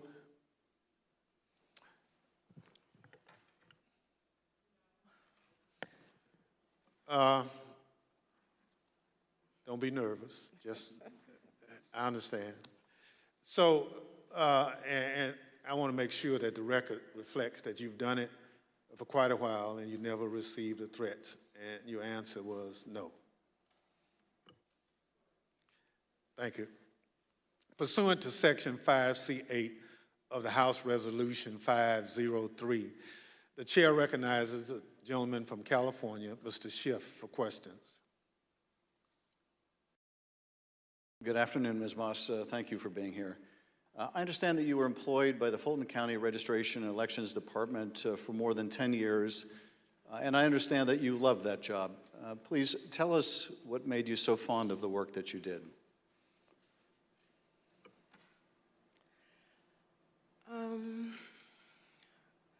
Well, I've always been told by my grandmother how important it is to vote, and how people before me, a lot of people, older people in my family, did not have that right. So what I loved most about my job were the older voters. Younger people could usually do everything from their phone or go online, but the older voters like to call, they like to talk to you, they like to get my card, they like to know that every election I'm here. And like even college students, a lot of parents trust in me to make sure their child does not have to drive home. They'll get an absentee ballot, they can vote, and I really found pleasure in that. I liked being the one that, you know, if someone can't navigate my voter page, or, you know, they want a new precinct card and they don't have a copy machine or a computer or all of that, I could put it in the mail for them. I was excited always about sending out all the absentee ballots for the elderly and disabled people. I even remember driving to an hospital to give someone her absentee application. That's what I love the most. So you really enjoyed helping people vote and participate, and that was something, the right to vote, that your grandmother taught you was precious. Yes. Well, I know the events that we're here to talk about today are incredibly difficult to relive. Your proud service as an election worker took a dramatic turn on the day that Rudy Giuliani publicized a video of you and your mother counting ballots on election night. President Trump, Rudy Giuliani, and others claimed on the basis of this video that you and your mother were somehow involved in a plot to kick out observers, bring suitcases of false ballots for Biden into the arena, and then run them through the machines multiple times. None of that was true, was it? None of it. I'd like to show you some of the statements that Rudy Giuliani made in a second hearing before the Georgia state legislators, a week after that video clip from State Farm Arena was first circulated by Mr. Giuliani and President Trump. I want to advise viewers that these statements are completely false and also deeply disturbing. Tape earlier in the day of Ruby Freeman and Shay Freeman Moss and one other gentleman quite obviously, surreptitiously passing around USB ports as if they're vials of heroin or cocaine. I mean, it's obvious to anyone who's a criminal investigator or prosecutor, they are engaged in surreptitious illegal activity, again, that day. And that's a week ago, and they're still walking around Georgia lying. They should have been questioned already. Their places of work, their homes should have been searched for evidence of ballots, for evidence of USB ports, for evidence of voter fraud. That video was from Rudy Giuliani's appearance at a Georgia State Senate hearing on December 10. How did you first become aware that Rudy Giuliani, the president's lawyer, was accusing you and your mother of a crime?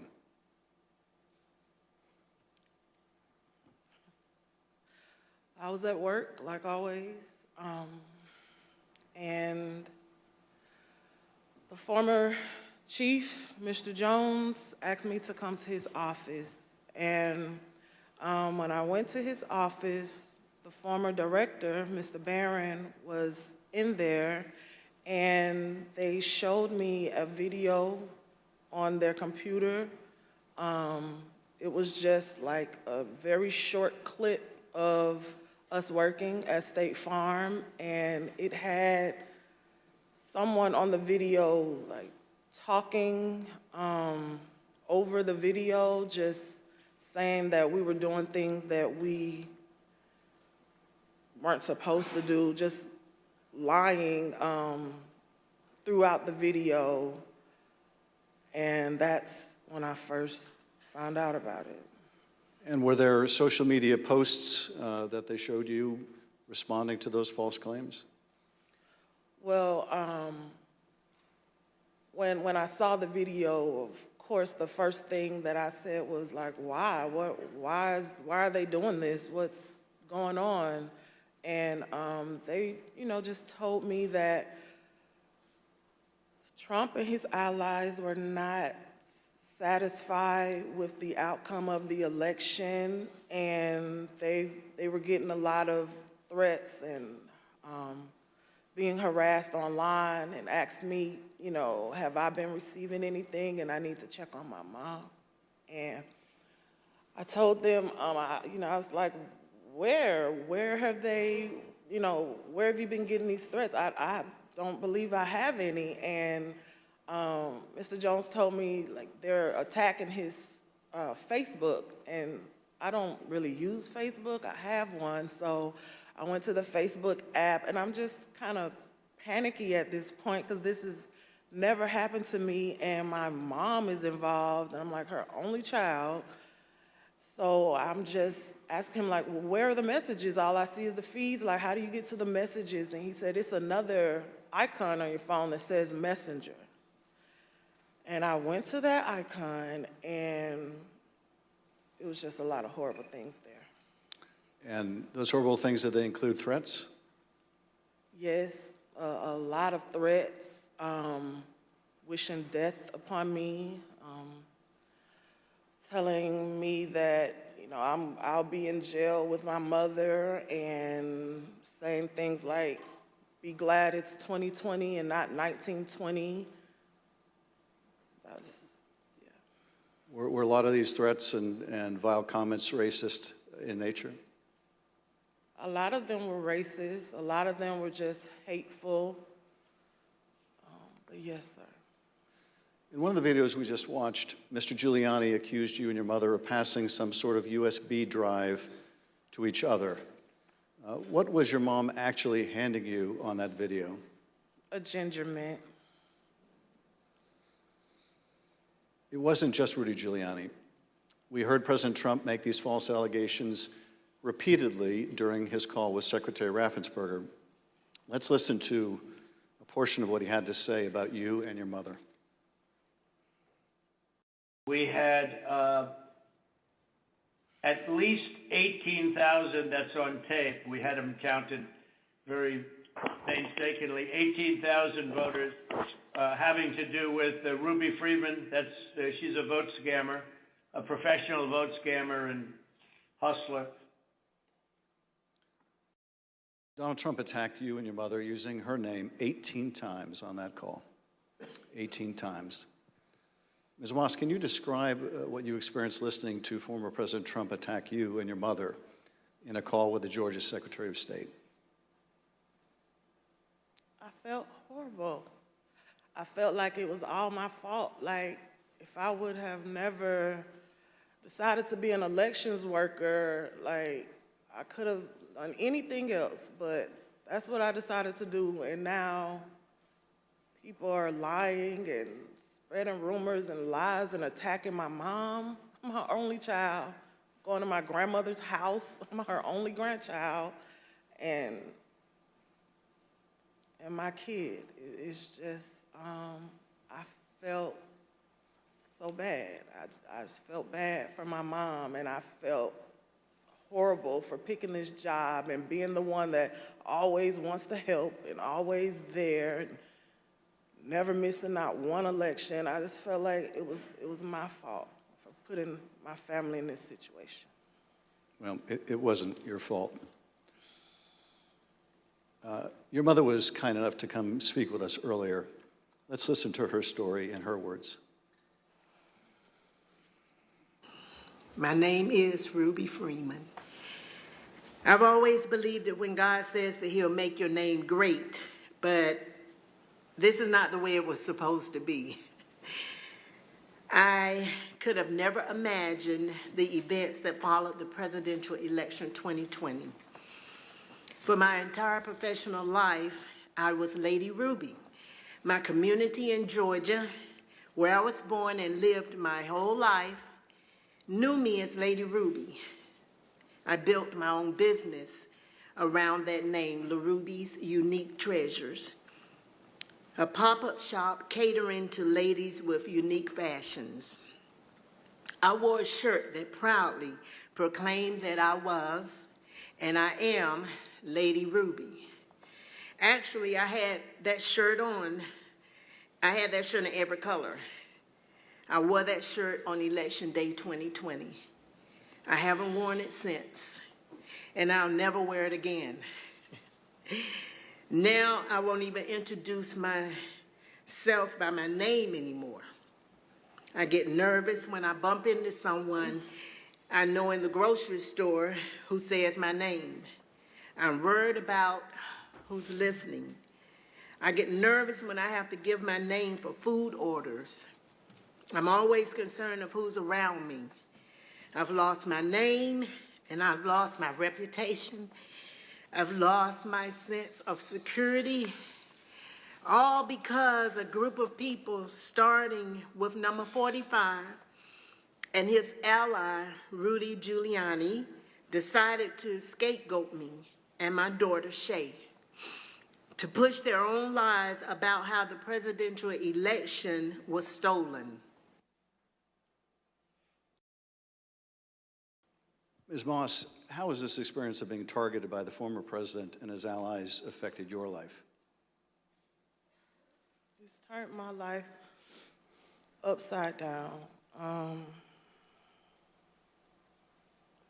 I no longer give out my business card. I don't transfer calls. I don't want anyone knowing my name. I don't want to go anywhere with my mom because she might yell my name out over the grocery aisle or something. I don't go to the grocery store at all. I haven't been anywhere at all. I've gained about 60 pounds. I just don't do nothing anymore. I don't want to go anywhere. I second guess everything that I do. It's affecting my life in a major way, in every way. All because of lies. For me doing my job, same thing I've been doing forever.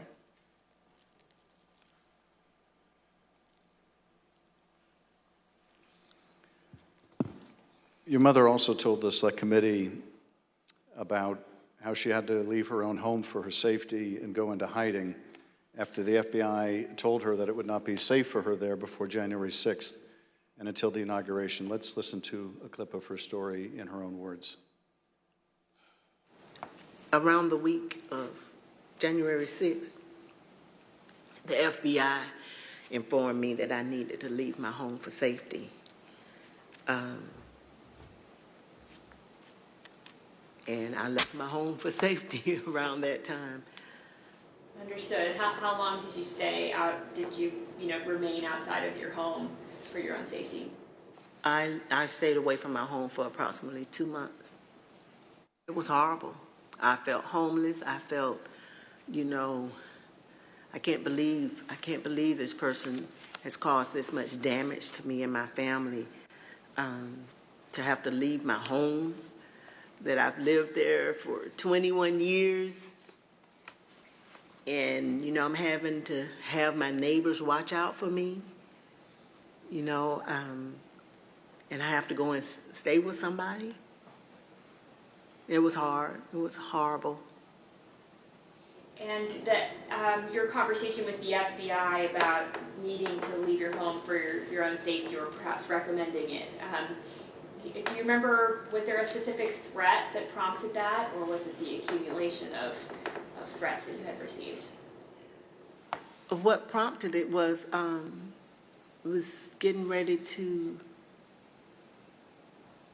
January 6th was about to come.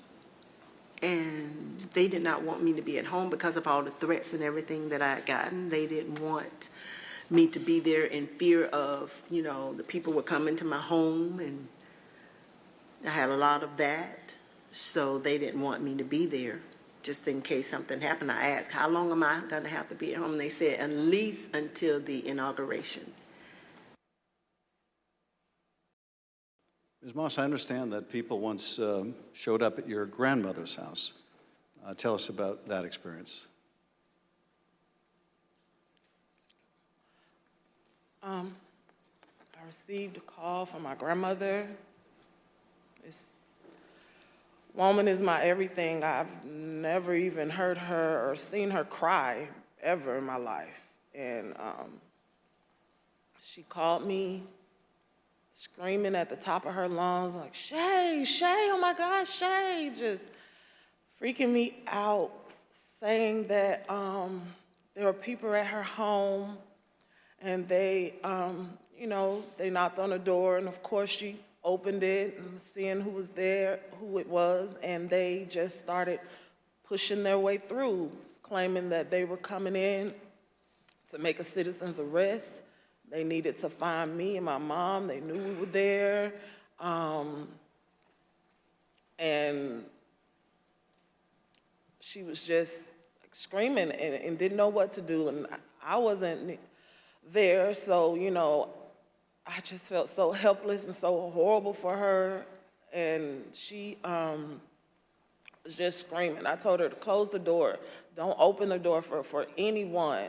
And she's a 70-something, I won't say, year-old woman, and she doesn't like having restrictions. She wants to answer the door. She likes to get her steps in, walking around the neighborhood, and I had to tell her, like, you can't do that.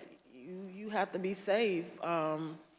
You know, and she would tell me that at night, people would just continuously send pizzas over and over to her home, you know, and they was expecting her to pay for these large amounts of pizzas, and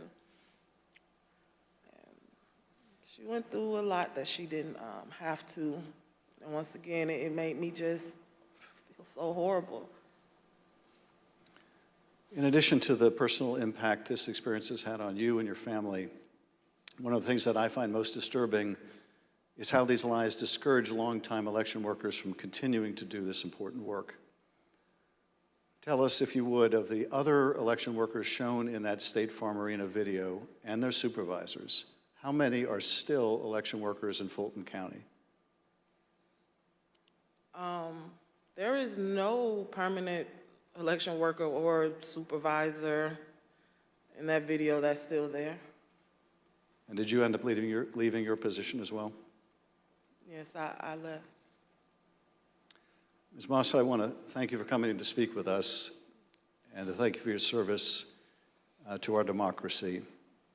What we have just played is a truly horrible and appalling sample, but just a sample of the things that were said about you and your mother following the election. I want to say how very sorry I think we all are for what you've gone through, and tragically, you're not alone. Other election workers around the country have also been the subject of lies and threats. No election worker should be subject to such heinous treatment just for doing their job. With your permission, I would like to give your mother the last word. Yes. We're just going to play the tape. There is nowhere I feel safe. Nowhere. Do you know how it feels to have the President of the United States to target you? The President of the United States is supposed to represent every American, not to target one, but he targeted me, Lady Ruby, a small business owner, a mother, a proud American citizen who stand up to help Fulton County run an election in the middle of the pandemic. Thank you, Ms. Moss. Thank you, Ms. Freeman, or as America now knows her, Lady Ruby, for your service to Fulton County, Georgia, our country, and our democracy. Mr. Chairman, I yield back. Thank you, Mr. Schiff. Ms. Moss, yes, sir. I want to thank you for sharing with us the very troubling story of what you and your mother experienced. The harassment of election workers like you simply for doing your duty as public servants poses a threat to our democratic process. Your testimony is an important contribution to the work of our committee and serves as a reminder to all of us that the safety of local election officials is vital to ensuring that our elections are always free and fair. I want to thank our witness for joining us today. The members of the Select Committee may have additional questions for today's witness, and we ask that you respond expeditiously in writing to those questions. Without objection, members will be permitted 10 business days to submit statements for the record, including opening remarks and additional questions for the witness. Without objection, the chair recognizes the gentleman from California, Mr. Schiff, for a closing statement. For more than 200 years, our democracy has been distinguished by the peaceful transfer of power. When an American raises their right hand and takes the presidential oath of office, they are transformed from an ordinary citizen into the most powerful person in the world, the president. This is an awesome power to acquire. It is even more awesome when it is handed on peacefully. When George Washington relinquished the office of the presidency, it set a precedent that served as a beacon for other nations struggling against tyranny. When Ronald Reagan described it as a kind of miracle in the eyes of the world, he was exactly right. Other countries use violence to seize and hold power, but not in the United States. not in America. When Donald Trump used the power of the presidency to try to stay in office after losing the election to Joe Biden, he broke that sacred and centuries-old covenant. Whether his actions were criminal will ultimately be for others to decide. But what he did was, without a doubt, unconstitutional. It was unpatriotic, and it was fundamentally un-American. And when he used the power of his presidency to put the enormous pressure on state, local, and local elections officials and his own vice president, it became downright dangerous. On January 6th, that pressure became deadly. Ruby Freeman said the president is supposed to protect every American, not target them. And she is right. If the most powerful person in the world can bring the full weight of the presidency down on an ordinary citizen who is merely doing her job with a lie as big and heavy as a mountain, who among us is safe? None of us is. None of us. In city councils and town councils, on school boards and election boards, from the Congress to the courts, dedicated public servants are leaving their posts because of death threats to them and to their families. This is not who we are. It must not become who we are. Our democracy held because courageous people like those you heard from today put their oath to the Constitution above their loyalty to one man or to one party. The system held, but barely, and the question remains, will it hold again? If we are able to communicate anything during these hearings, I hope it is this. We have been blessed beyond measure to live in the world's greatest democracy. That is a legacy to be proud of and to cherish, but it is not one to be taken for granted. That we have lived in a democracy for more than 200 years does not mean we shall do so tomorrow. We must reject violence. We must embrace our Constitution with the reverence it deserves, take our oath of office and duties as citizens seriously, informed by the knowledge of right and wrong, and armed with no more than the power of our ideas and the truth, carry on this venerable experiment in self-governance. Thank you, Mr. Chairman, and I yield back. Without objection, the chair recognizes the gentlewoman from Wyoming, Ms. Cheney, for a closing statement. Thank you very much, Mr. Chairman. Lady Ruby and Shay, thank you for your courage. Thank you for your strength. Thank you for being here today. It means so much for everyone to hear your story, so thank you for that. We have had tremendous testimony today. We've been reminded that we're a nation of laws, and we've been reminded by you and by Speaker Bowers and Secretary of State Raffensperger and Mr. Sterling that our institutions don't defend themselves. Individuals do that. And we've reminded that it takes public servants. It takes people who've made a commitment to our system to defend our system.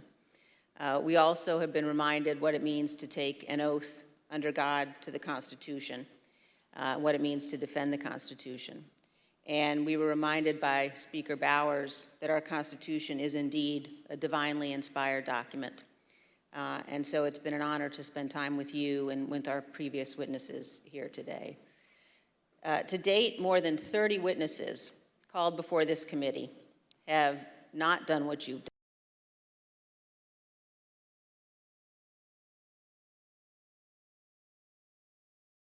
done, but have invoked their Fifth Amendment rights against self-incrimination. Roger Stone took the Fifth, General Michael Flynn took the Fifth, John Eastman took the Fifth. Others, like Steve Bannon and Peter Navarro, simply refused to comply with lawful subpoenas, and they have been indicted. Mark Meadows has hidden behind President Trump's claims of executive privilege and immunity from subpoenas. We're engaged now in litigation with Mr. Meadows. The American people in our hearings have heard from Bill Barr, Jeff Rosen, Richard Donahue, and many others who stood up and did what is right. And they will hear more of that testimony soon. But the American people have not yet heard from Mr. Trump's former White House counsel, Pat Cipollone. Our committee is certain that Donald Trump does not want Mr. Cipollone to testify here. Indeed, our evidence shows that Mr. Cipollone and his office tried to do what was right. They tried to stop a number of President Trump's plans for January 6th. Today, and in our coming hearings, you will hear testimony from other Trump White House staff explaining what Mr. Cipollone said and did, including on January 6th. But we think the American people deserve to hear from Mr. Cipollone personally. He should appear before this committee, and we are working to secure his testimony. Thank you, Mr. Chairman. I yield back. People answer the call to public service in such different ways. Some run for office. Some volunteer to make sure their neighbors can get to their voting locations. Some work at polling sites to help election day go smoothly. Some look into problems to guarantee our elections are secure and accurate, just to name a few.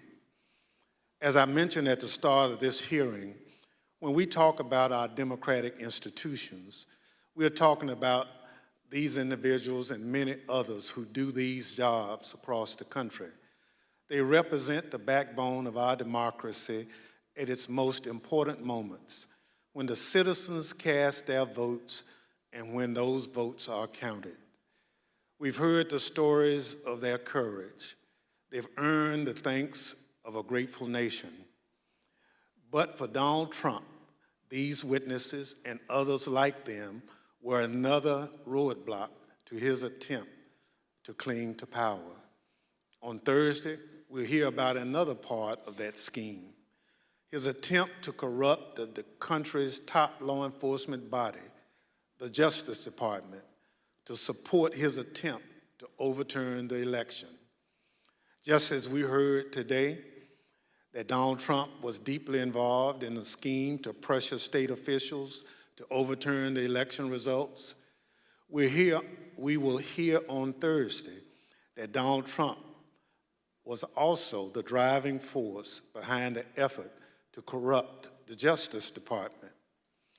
Listen to this clip from the former acting Attorney General, Richard Donahue.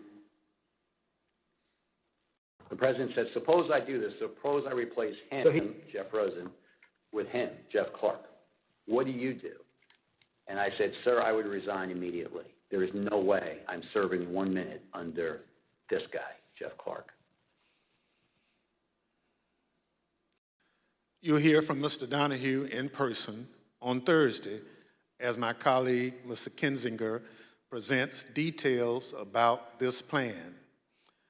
The chair requests those in the hearing room remain seated until the Capitol Police have escorted members from the room. Without objection, the committee stands adjourned.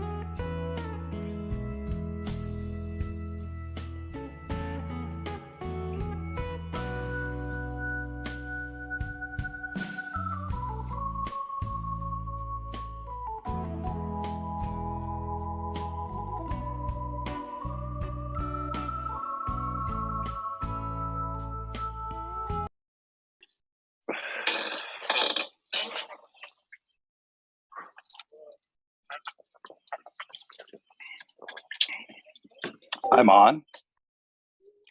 I guess I'm just going to talk to myself. Talk to the. I'm on. Oh yeah, look at that. Look at that. So I don't get to talk to BTM, but I can answer the question. So let's see. What's first here? This should be fun. Should we do? How long this will last? KMS, how long would you like it to last? I don't have anything else to do today, but to sit here and answer your questions live on the air on BTM. Do you have the? Yes, Gambler. Why don't you toss out the best question you've got? I know slow mode's on, so it'll take you a minute to reply.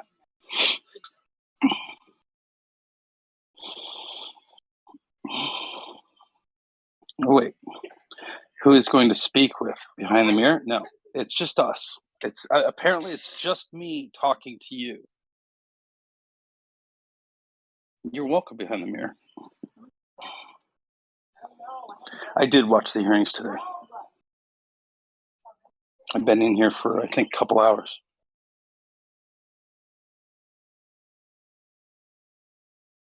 Practice first, Wizzy, because not one person can follow your arguments. Okay, I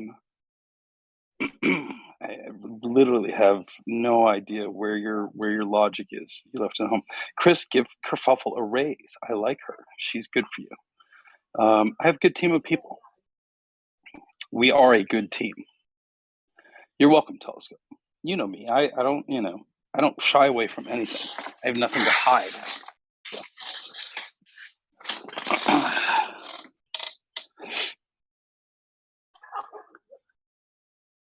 I don't know, Gambler. I'm not going back in the chat. I'm looking at it as it happens live. So throw something out there. I don't care. Whatever you want to ask. Black Bear says I get power from hate. No, I don't. I don't get power from hate. I don't hate anyone. It's those of you who push hate that you get answers. Do you see how much danger you put people in? No, I don't. How do I put people in danger? Tell me that, KMS. By showing what they're doing? Yeah, that's not me putting them in danger. Keep digging, Wizzy. We love you. Okay, I love you too. Nothing to hide, seriously? No. What do you want to know?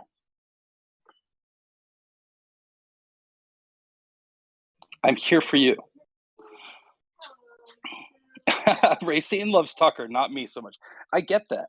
But Racine, I don't think you actually know me. So we've never met, and you see something on video. I guess you make those decisions. There's a lot of people who like what I do. But you guys don't get all of me on live stream because I don't share my personal life with you. It's actually you guys that share my personal life. Thanks for doing that. I appreciate it. Why in the world do we want to hear from WYSIWYG? Is anybody still thinking he's not a bigot or boring or racist? Well, John Rule, why don't you give me a specific? Help me learn how I'm a bigot or racist, because I guarantee the kids that are sitting here with me right now don't consider me a bigot or a racist.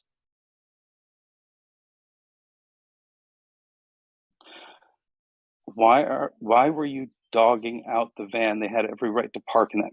Yes, Elizabeth, I called them out for parking like a-holes in the middle of the parking lot. The intention they had was to disrupt that moment that group was having. They parked in the middle around the stage.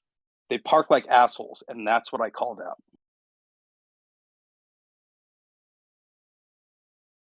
Great. Westbrook, where do you even get that from?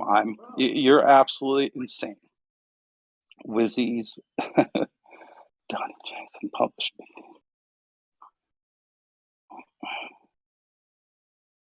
Should a convicted child abuser be allowed in 76? That is a good question. Did they serve time? This is a conversation that we had on one of my live streams last week, talking about,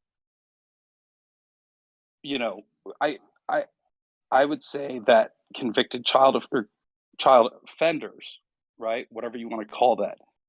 I guess they are scarred and marked for life. They should have a scarlet letter on their forehead. Nobody can be redeemed, right? That's sort of what we determined. For some reason, the left uses a completely reverse ideology on that. And they believe that, sex offenders and child predators are okay. They have a sexual perversion to children, and that makes them okay if they're on the left. But if they're on the right, for some, and I'm not defending Big D and what he did. I honestly don't know what Big D did. I know that there's these convictions, um, and that's great. I'm not Big D. Maybe you should be upset with him. But again, I only know the guy that has been there while we've been there, and I haven't seen any of that. So um, I'm not defending it, but you're right. I guess is there? We push for criminal reform, and we want criminals to not reoffend. So at what point does somebody rehabilitate themselves for whatever, or pay the price for what they've done? And then we say, okay, they've come out and they're moving on with their life. At what point do we do that? That's the question that I was asking.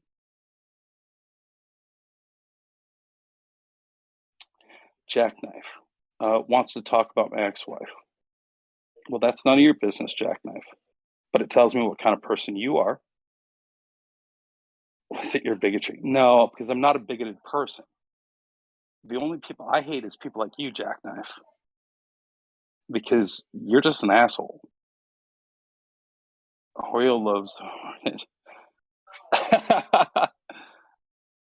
So Dean Wall, it's funny, like LGBT month, it's Pride month, and you're coming at me about being gay. I'm trying to understand, like, how does that work out? I thought love is love. Again, you're making assumptions because two men hang out together and travel covering an event. But okay, you do you, Dean Wall. I can see what kind of bigot you are.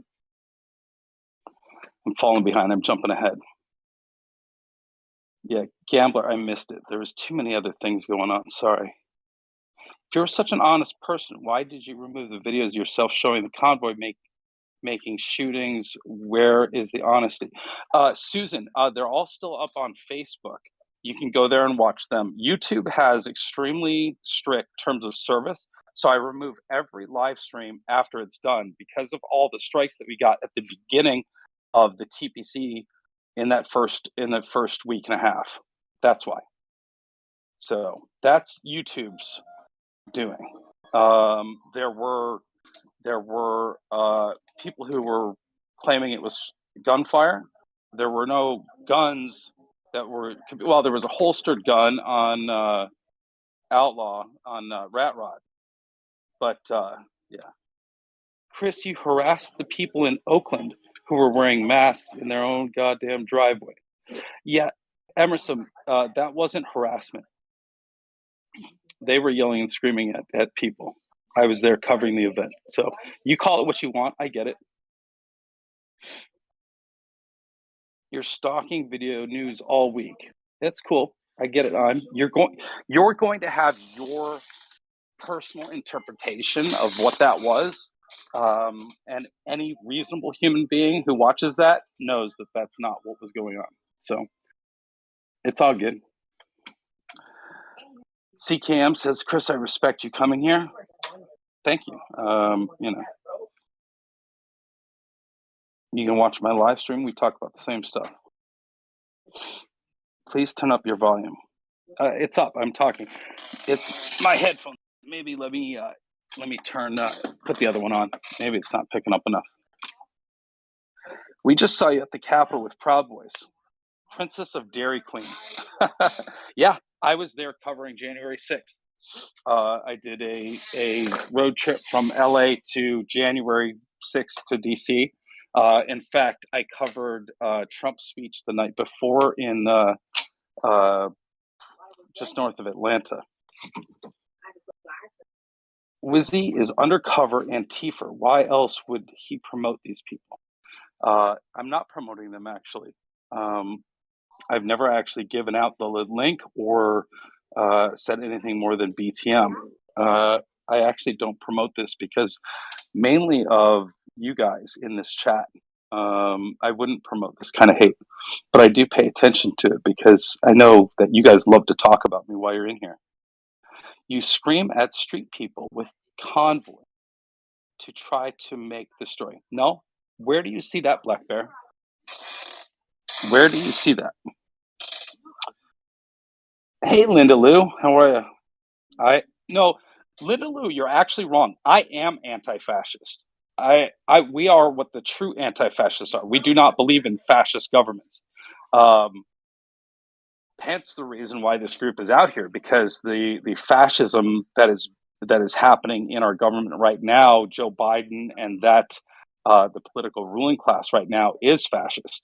So yes, so I feel as though I'm actually a real Antifa. I'm just not Black Bloc Antifa. I'm not the terrorist known as Antifa. Antifa. Every word Wizzy says is full of hate, rage, and hate. Oh, Princess Queen, yes, I am full of rage. I'm tired of the lies and the nonsense that comes from people like you who push their agenda. Why don't you tell us what you believe in rather than making these bullshit blanket statements? This is a tsunami of chaos, living life of Riley Rubin. Do you believe the election was stolen? Barb, I absolutely do. And I believe that there's enough evidence to show how it was. And the utter deception that's going on to push this narrative. If the sitting president of the United States got more votes than he had in the prior election, that is a huge, huge thing in itself. If the person who won the election got the most recorded votes in history, that also tells you something. Both things have never happened simultaneously in this country. There is a problem. But if the Democrats feel so confident that they won the election, why would they not want to prove to the American people to, one, shut Donald Trump up and everybody else who believes that it was stolen? Why wouldn't they just go, here, look, this is the evidence as to it? They can't do that because they know exactly what happened. Wizzy Damage Control Tour is a dumpster fire. I'm Thoisic. That's awesome name. You're right. Dumpster fire, whatever you want to call it. I'm happy you're here too. People just hated Trump more and got out that vote. Well, then, if that's the case, why wouldn't he have had less votes? Instead, he actually got millions more votes than he had in the prior election. So that should be sort of a flag for you as well. Recounts are not the same as forensic audits. And when people are illegitimately voting in states that they're not on voter rolls, the voter rolls are so off with dead voters. I somehow voted in Michigan and I wasn't even there. So to me, that's a huge red flag. How many other people did that happen to? There's many people that have gone out to show that Arizona, people were voting from vacant lots in Arizona. There's plenty of evidence that goes to show where these votes came from. It's just nobody will look at it. Nobody will actually do the responsible thing and look at it. So that's why we have the problem that we have in this country. That's why there was 1 million people that showed up in January on the 6th to have their voices heard, because that many people saw what was going on. So, Gambler, you how would you refute what is shown in 2000 miles, as you said?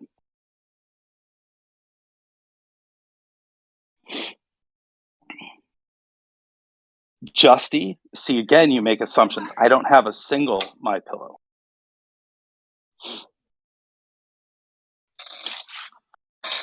And Nova, people have tried to show you the truth and tried to show you what happened. 2,000 miles is exactly the evidence that you're looking for. And that's just one portion of the fraud that occurred.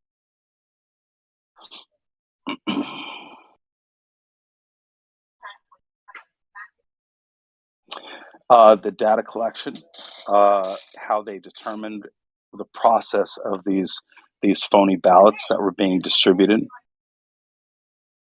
If it's wrong, why not let the authorities look into it? Why not have the authorities look into it? It should be easy to disprove at that point, right? Chris, you're Hollywood professional standing. You know Hollywood isn't going to respond well to the bigotry. What bigotry, Lalo? It's funny, Lalo. I saw your tweets yesterday. They were absolutely hysterical. You were carrying on about like my bad green screen. It's okay. I understand you have this massive amount of hate for me, but at least pay attention. And if you're going to watch the stream, maybe use your ears instead of just your mouth so much. I don't have the lights to get rid of and light the green screen and do all the things. I'm actually very good at what I do.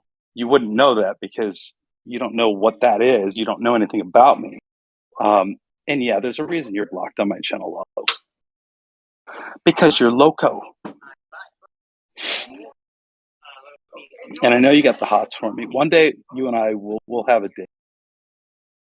I'll take you out for coffee, and you can get to know me.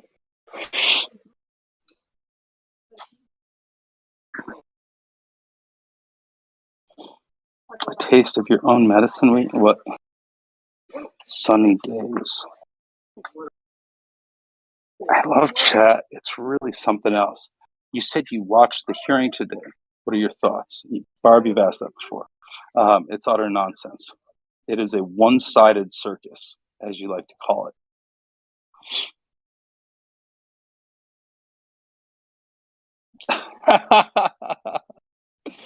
Oh, Lalo, you're my favorite thorn in my side.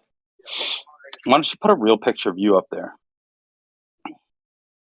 Wizzy has a Trump attitude, maybe a God complex. Cool, very constructive, Black Bear.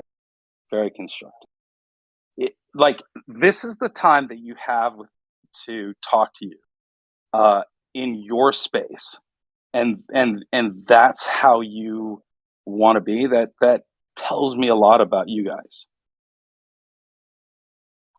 Wizzy can barely read. It's a lot of chat, and no, I can't. You're right. I can barely read. I can barely read. 35,000 is not a million. Princess says.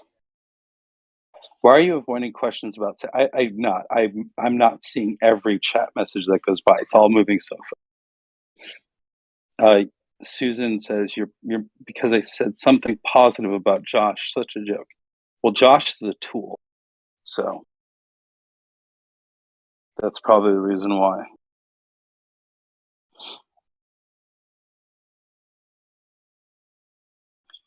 Why am I the real hate? I'm going to clip to Santa and send this nonsense. That's fine. You can send this to Santa. I don't have anything to hide. What is your issue, Susan? You say you are the real hate. What is it that I've done to you, Susan? How did I upset you? I'm not attacking people. Black Bear, you're the one attacking me.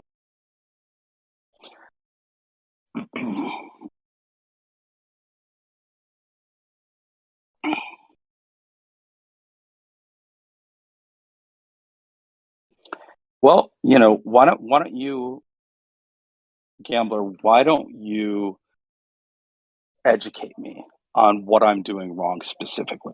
Why don't you give me specifics so that maybe I can learn why you're so upset?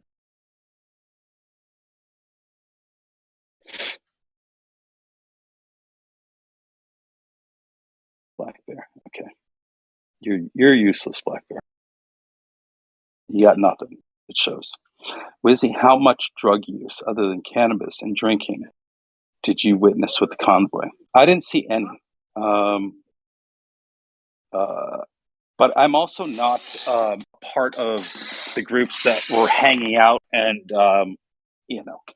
so I'm not exposed to it, if there is any. I know that there were people that there was claims that were using drugs and doing things. That's not me. But I did not see any.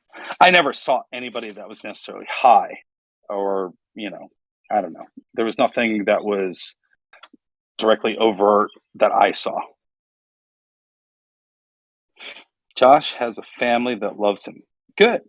I'm glad he does. You are jealous calling him a tool. No. He is, when I say a tool, he is being used like a tool by the people that he surrounds himself with to push nonsense and lies. That is why he is a tool. That is the exact definition of tool.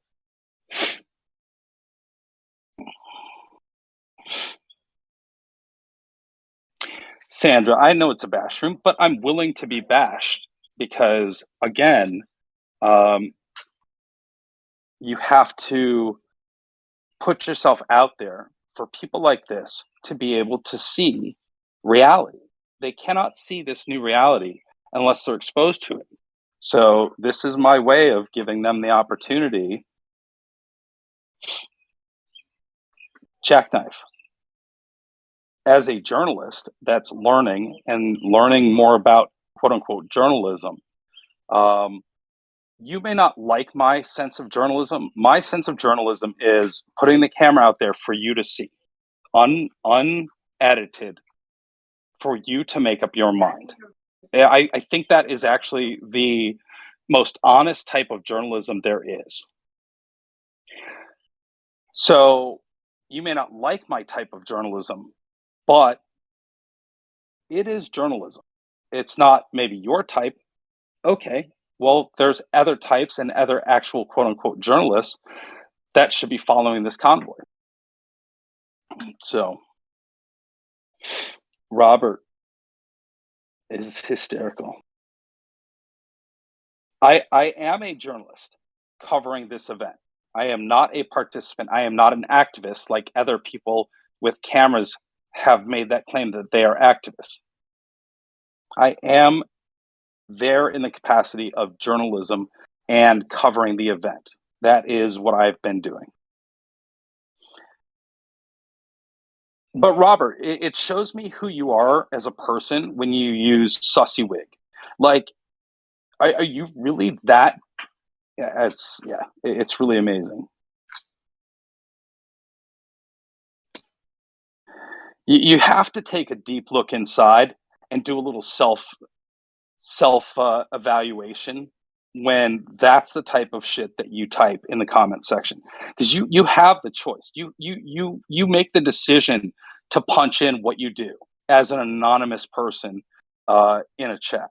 Well, you're not so much anonymous because you actually say Robert Williams, whether that's a real thing or not. But hey, Kerfuffle's here. Hope you're enjoying this.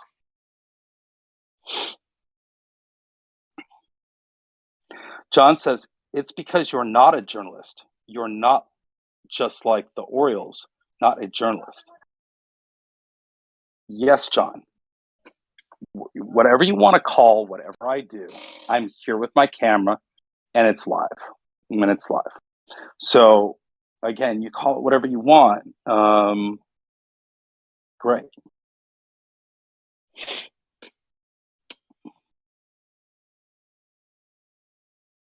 Here he goes again, acting so superior. Gambler, it's not superiority. It's about answering the question and being honest and truthful. If you don't like it, fuck you, whatever. Please answer this for everyone who reads TV shorts. Do you think LGBT wants special rights or equal rights? I would hope that they want equal rights. That's what everyone should have, is the same rights. Should people of the same sex be able to get married? Everyone should have equal rights. So that should answer that question for you. If I can get married, if she can get married, if they can get married, yes, everyone should have the equal right to marry.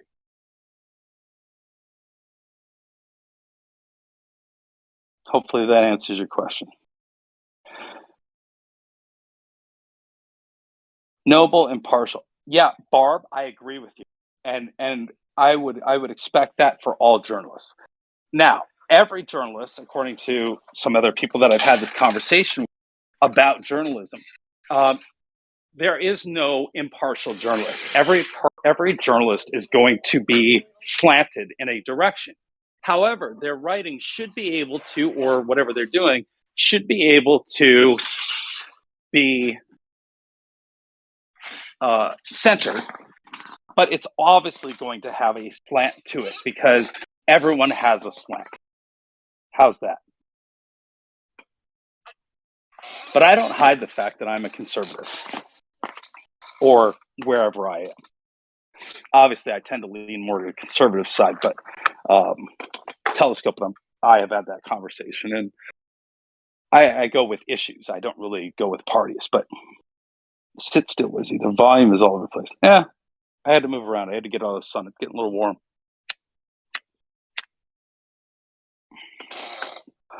And don't tell me what to do. I don't take well to that.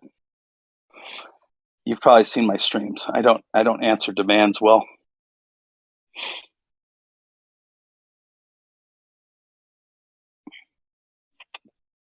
But the thing is, too, sunny days. The thing is like I don't hide what I am.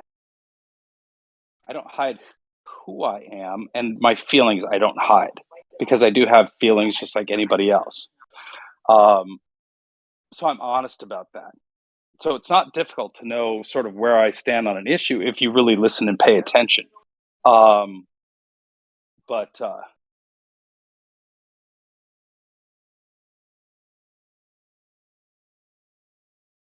BTM, I know. I trust me. I pay attention. I think about things. I see it, and I get it. I know. Dean Wall asks, "Are you gay?" No, I am not gay. Many people believe I am because I share a tent with Captain Sparrow, but two men can actually share a space platonically, uh, you know. But you guys want to say whatever, I get it. Usually, is your boyfriend gay? No, my boyfriend's not gay either. No, Captain Sparrow is not gay either. Has a homophobe, has a giant Comrade Yuri. Comment makes zero sense, but I'm sure you're laughing your ass off thinking it's funny. Wizzy is definitely not gay. No.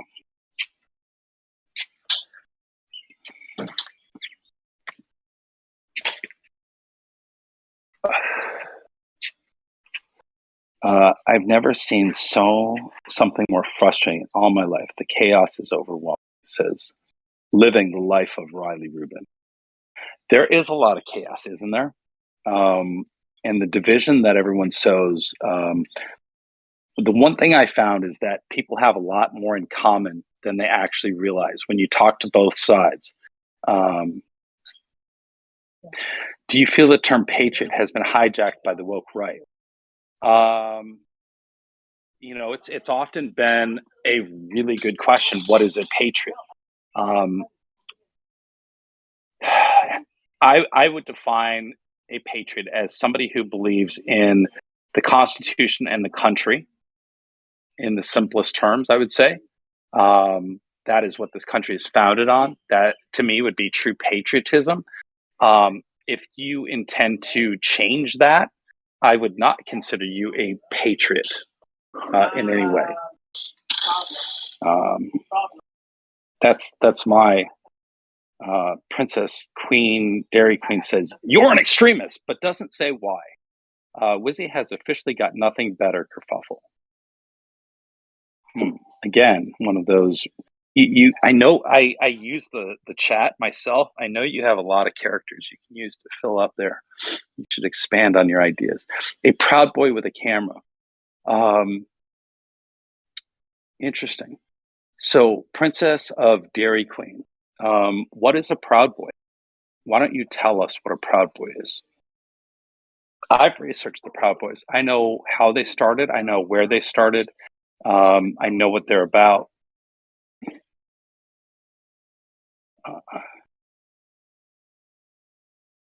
Well, see, Black Bear, only you think I'm a racist.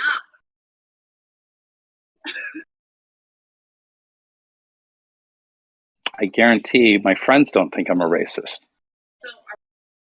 And I know they're not racist either. Marianne says, now he's playing dumb. Dumb to what? You guys got to learn to really use more of that chat feature. Only what he answers with cheek. It's these types of comments. Intellectually dishonest. What is a Proud Boy? You tell me. No, it's not intellectual. You do your own research. Watch the actual people who created the Proud Boys talk about the Proud Boys. It's the only way you can do that. You can't take what somebody else says.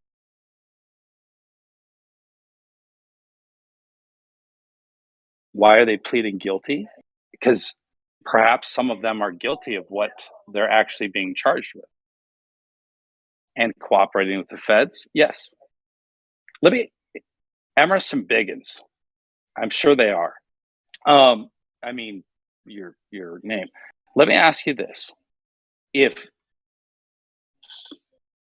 the gang of people you hang out with being accused of being terrorists and you knew you weren't a terrorist, don't you think the first person you might call might actually be the FBI and say, whoa, whoa, whoa, whoa, whoa, hold on a second here,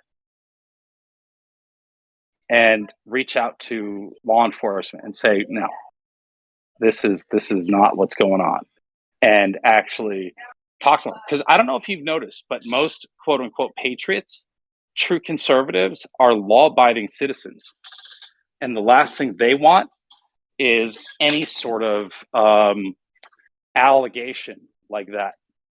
So maybe that's why they would have reached out to the feds and cooperated with the feds. Because people who are law-abiding citizens don't necessarily have a problem with police officers. They can also not like overreach by police officers simultaneously. I know that's hard for you to understand, but Sunny Day says, yeah, I don't have a problem with that.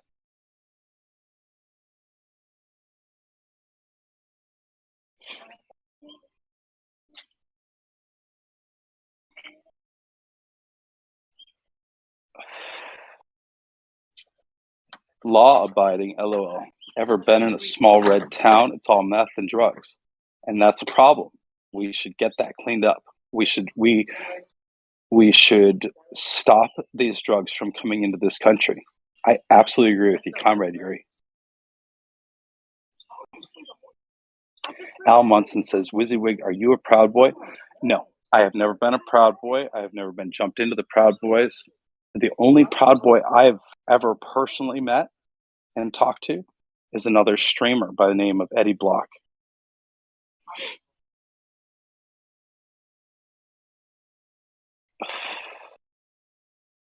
Wizzy, thoughts on folks misinterpreting the Declaration of Independence from the Constitution? I can understand how that happens.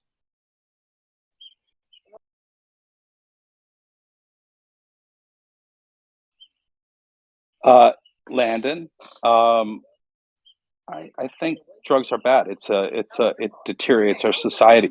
But you know, people are free to do what they want. You're absolutely right. But we should also prevent illegal drugs from coming in and killing people as best we can. If people want to stay at home and do their drugs, they're free to do that. You're absolutely right. Wizzy says he doesn't know who Vidar is either. No, that was the first time I'd heard of it when I was told about this castle in what do you call it?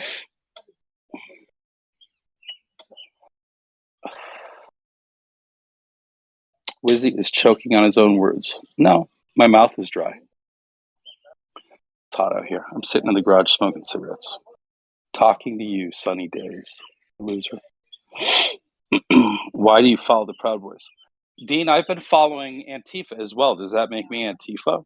I've been paying attention to a lot about what's been going on since 2016, trying to understand the effects of all of this. So I've been paying attention to Proud Boys and Antifa, BLM, and all the other movements. I try to do my homework. So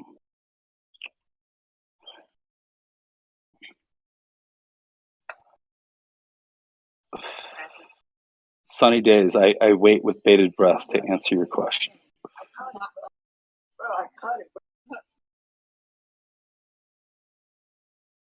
Good to see the 7th graders have found a summer camp, 49th says. Who are the 7th graders? LOL, we've seen you rage at Antifa's, Wizzy. Yeah, it's pretty disappointing to see them assault people in the streets. You're absolutely correct. Yeah, you're absolutely correct. Yeah, I got a phone call. I had a phone call come in, so it disconnects Discord for a moment. It would be interesting to see you rage at Proud Boys like you rage at Antifas. Well, the difference is Proud Boys don't just randomly attack people on the street like Antifa does.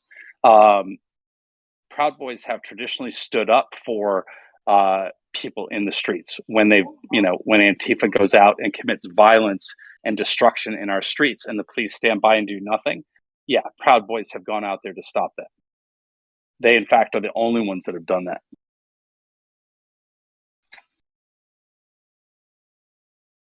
Thank you, Troy. Hang on, I forgot. Where's that comment? Mary Ann. Oh, no, that wasn't you. Sunny days. Did you see the major stink eye Santa gave you on Saturday? I don't think Santa gave me a stink eye. What did he give me a stink eye about?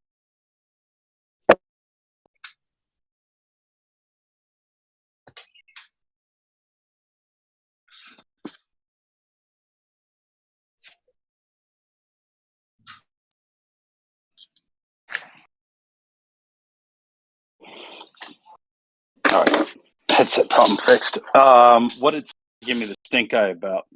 Because I doubt he gave me the stink eye. Did it have anything to do with the conversation that we were having with Primetime Patriot? Is that what it was? I thought that was a really interesting conversation.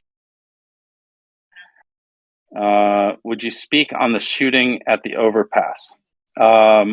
What shooting?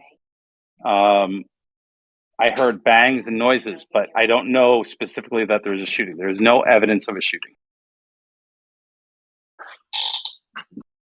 Only people making assumptions about what happened. WYSIWYG, why is there beef between you and the Wyckoffs? Actually, there isn't. The Wyckoffs and I had a talk, and that's it. They said you were Antifa on their most recent show. I am. They're right. I am anti-fascist. Absolutely. They're anti-fascist too. But I will go check that out, Notorious Rob. But I doubt that's what was being said. We've all chit-chatted. I talked to him about his live stream. That was from the bridge that he was talking about. And I made sure that he understood that without any evidence of an actual shooting, I was not going to say that there was or wasn't. And that was the conversation that we had.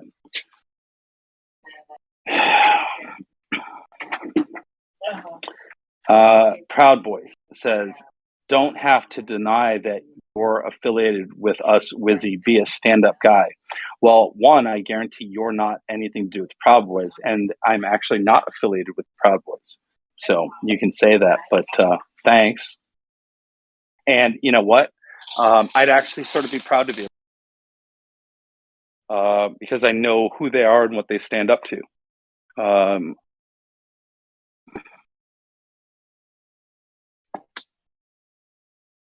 So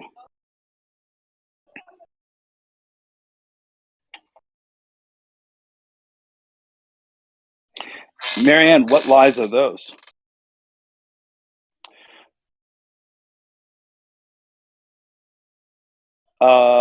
I don't know, Sunny Days. I don't know what his plan is for the van. You should ask him that. Maybe he'll come in here and have a chat with you. Princess says no Antifa January 6th. Well, John was there in the Capitol in his video. He's Antifa. That's one.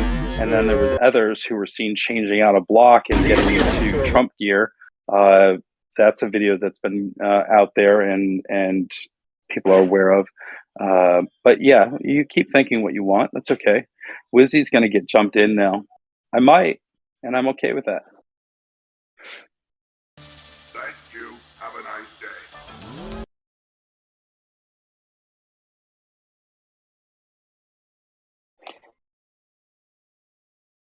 Yeah. Well, Sunny Days. What's wrong with that? Yeah. Just because you're talking about my live stream where I talked to a live streamer named Eddie, you've automatically made me a Proud Boy, which is something that the left does really, really well. But that's okay, you know, because logic and reason aren't something that you guys are really, you know, good with. But yeah, okay, however you want to see it, you're welcome to your opinion. Jaden X is a crisis. No, Jaden X is not a crisis actor.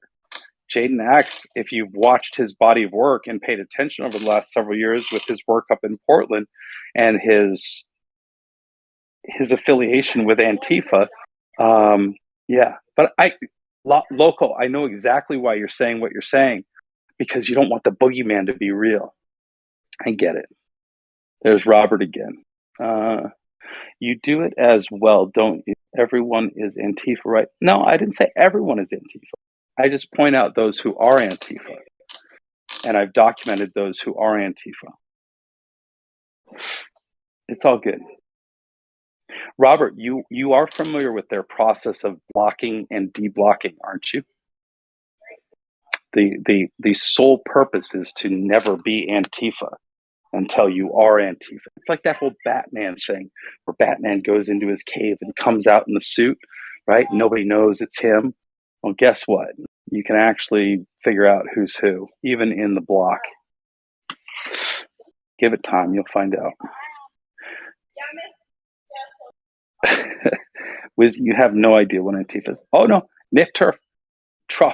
I know exactly what Antifa is. I know exactly what Antifa is. I know exactly who is Antifa. I'm well aware. I've been paying very close attention for an awful long time. And that is why I'm such a threat to them. Because they know that I see through and trying to make sure that everybody else sees the nonsense. It's a mask you can place on them, right? Funny. Yeah. Hey, Robert, if you think something's such a good idea and you want to convince other people that your ideas are really strong, why do you have to hide your face in order to do that? You know, and where and what world do you think that violence and destruction is a means to getting what you want?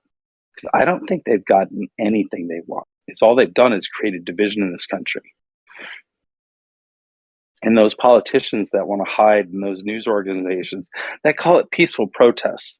We watched over 400 days in Portland, Antifa coming out on the streets trying to burn down a federal courthouse, trying to kill federal officers. But yeah, you know, let's ignore all of that. Nick's a proud Antifa. I'm sure you are. He's scared to answer that one. Which one is that? Wizzy, who was Proud Boy? He was on the phone with on January 6th. That wasn't a Proud Boy. That was another live streamer named BCP, Black Conservative Preacher. Wizzy is so threatening, sticking out like a sore thumb with his tent on his vehicle. Okay, Sunny Days. Again,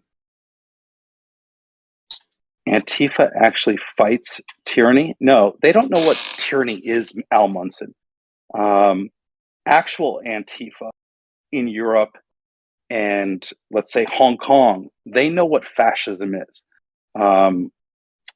The people that they call Nazis and fascists here in the United States aren't. I'm sorry. They are delusional children in black.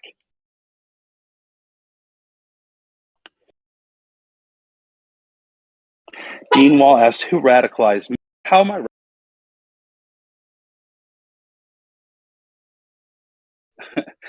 49 says, love me some cowards with black umbrellas.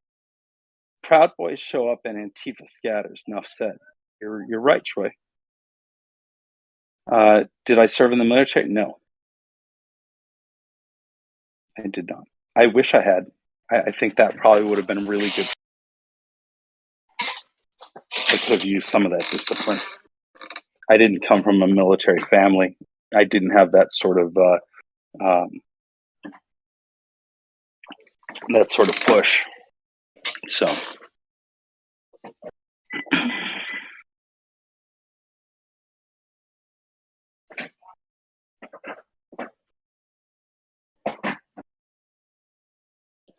you're the boogeyman in your own mind. To the rest of us, you're just a pathological liar and narcissist. All right, Prince, that's fine. I have plenty of information, receipts, as you might call it, to show exactly who these people are, what they believe. Plenty of recorded Twitter spaces, their own words talking about their beliefs, and which is really funny because they're Antifa, but yet they want socialist, Marxist communism. They idolize Mao, and it's pretty amazing. But hey, you believe what you want to believe.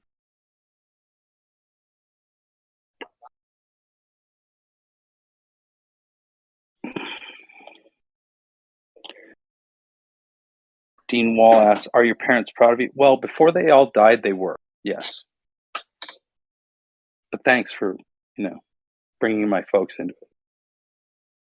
You're not an asshole. I don't dislike you. Wizzy loves to fanboy with Proud Boys. Well, I like to tell the truth. So the truth may not, suit you or your ideology, but the truth is still the truth. So name calling is juvenile. Indigo, I agree. Wizzy, you're just caricaturing, building straw men. You're ridiculous. Well, you believe what you want to believe. Usually that's what people who oppose the truth will say. Turning over in their grave. Yeah, sunny days, they are. I'm sure. Sure you would know that. Do you have any sympathies towards socialism? No, I don't believe socialism is good because only the people at the top do well in socialism. At least with the current system we have, everybody has the ability to do well. Wizzy did months of election discredit from Trump before. Did months of election discredit from Trump before the election influence your opinion? So many say the same thing. How could he get that many, etc.? I'm trying to understand that.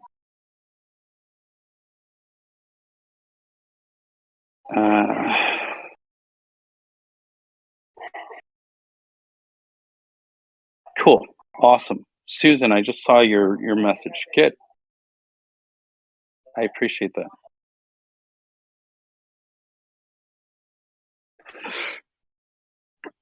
I hope you called Oreo directly, Robin or Susan.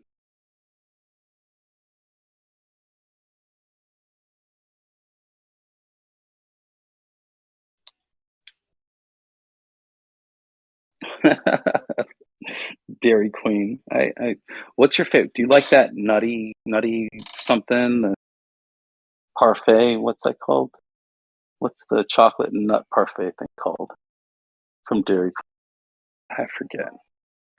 Marxism, Antifa. These are just labels and masks you put on people to try to dehumanize. It seems, Robert. They would seem that way, but that's their ideology that they preach.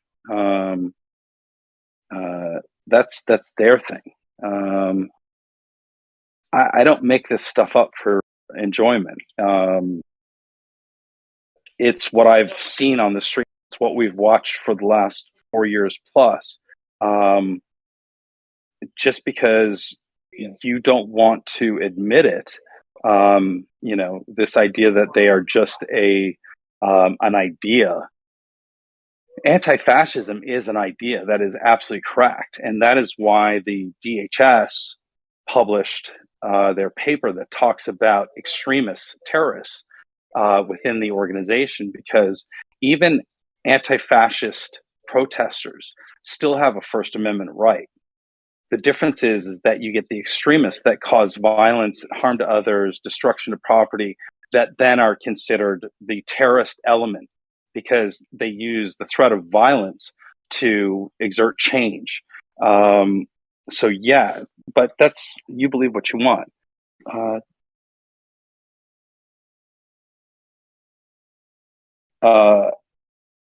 No, Wall Street. I do not believe that Wall Street will allow communism in the country. No, I didn't even suggest that.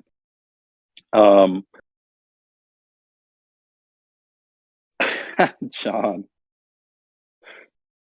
it's funny. Like if I raise my energy level, you think I'm becoming unhinged. If I talk slow and clear, I'm low energy. Nothing will ever make you happy. So whatever. Haven't you been reporting on similar violent groups? Yes. Yep.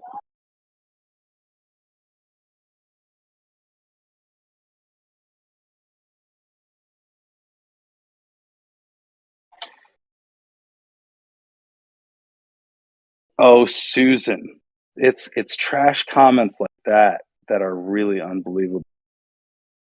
I'm actually surprised you're allowed to make a statement like that. But hey, free speech. People see who you are. It's okay. No, Kerfuffle's not my sister.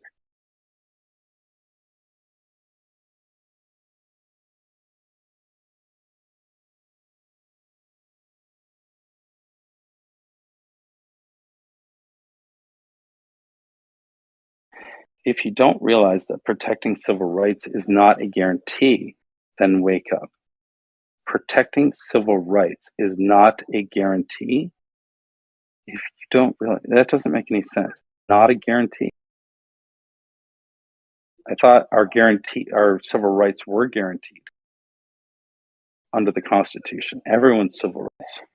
Wizzy, at least you get credit because Oreo would never do this. Okay, that's him. I'm not him.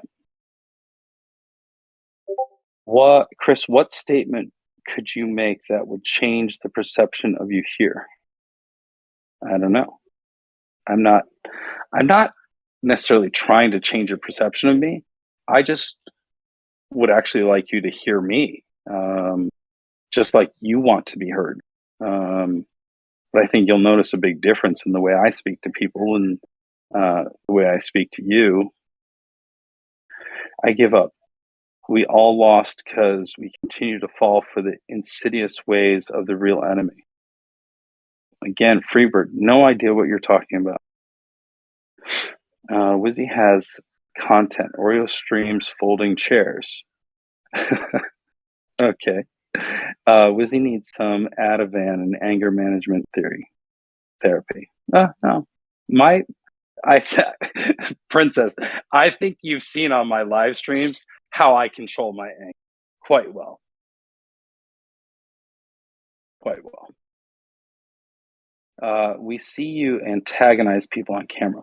Well, you call it antagonizing. I just was asking questions. And I know you're talking about the clip from Elisa. Elisa's standing there, and I asked her questions. They weren't hard questions. They were just real questions. And she acted like a child. But yet she wanted to be out there and be center of attention to everybody. And when I ask questions, you consider antagonizing. So I don't really care what you think. Wizzy has been sniffling several days now. I have been. Yeah. The congestion is mild at best, sort of like the counter protests that happened.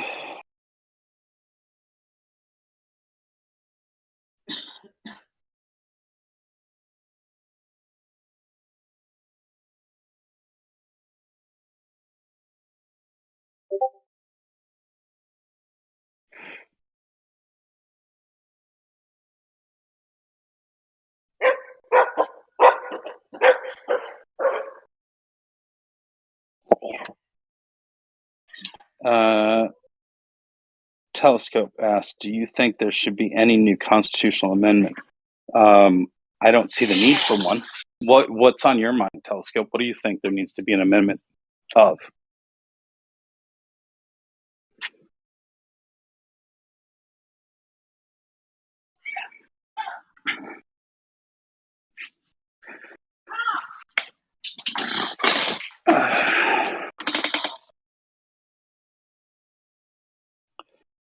Oh, Dairy Queen. Of course, you'd hate a gay Asian man who exposes Antifa.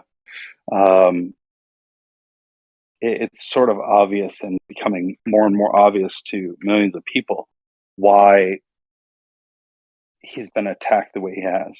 I get it. Thank you, Behind the Mirror. That's always appreciated because that's what people like to do.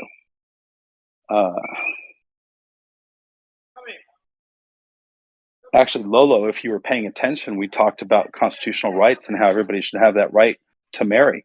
So, no, nobody said it shouldn't be legal.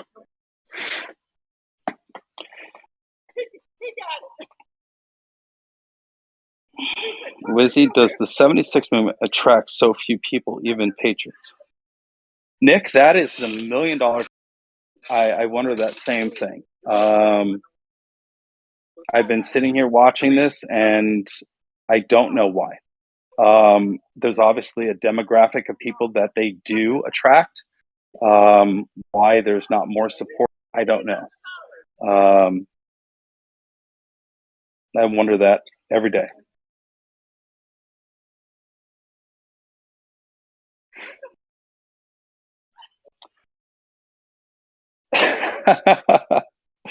Oh my goodness. Just go away and take Sunny Days wants me to leave. Okay, you guys, I'm gonna say goodbye. Sunny Days doesn't want me here, so I'm gonna give them their space back. You guys enjoy it. It's been great talking to you. BTM, you know where I'm at. You can find me anytime you want to chit chat. But Sunny Days, you win. All right, thank you. Bye.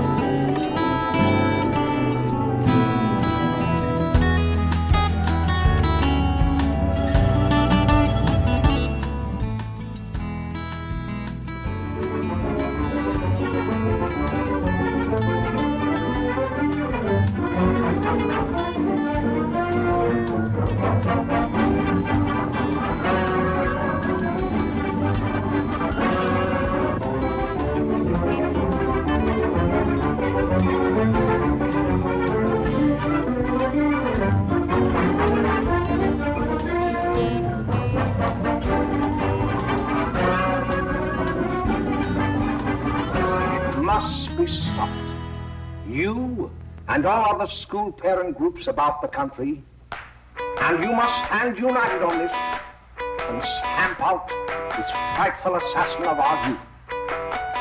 You can do it by bringing about compulsory education on the subject of narcotics in general, but red marijuana in particular. That is the purpose of this meeting, ladies and gentlemen, to lay the foundation for a nationwide campaign by you to demand by law such compulsory education.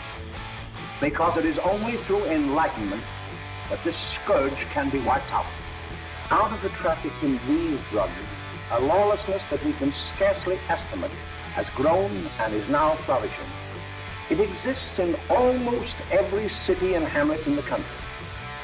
It might be interesting and important for you to know some of the methods used in bringing these drugs into the country, and the work of the forces of law and order, which are daily combating the traffic, always at the risk of life, by their agents. This ceaseless fight against the drug traffic is directed by the Department of Narcotics, Washington.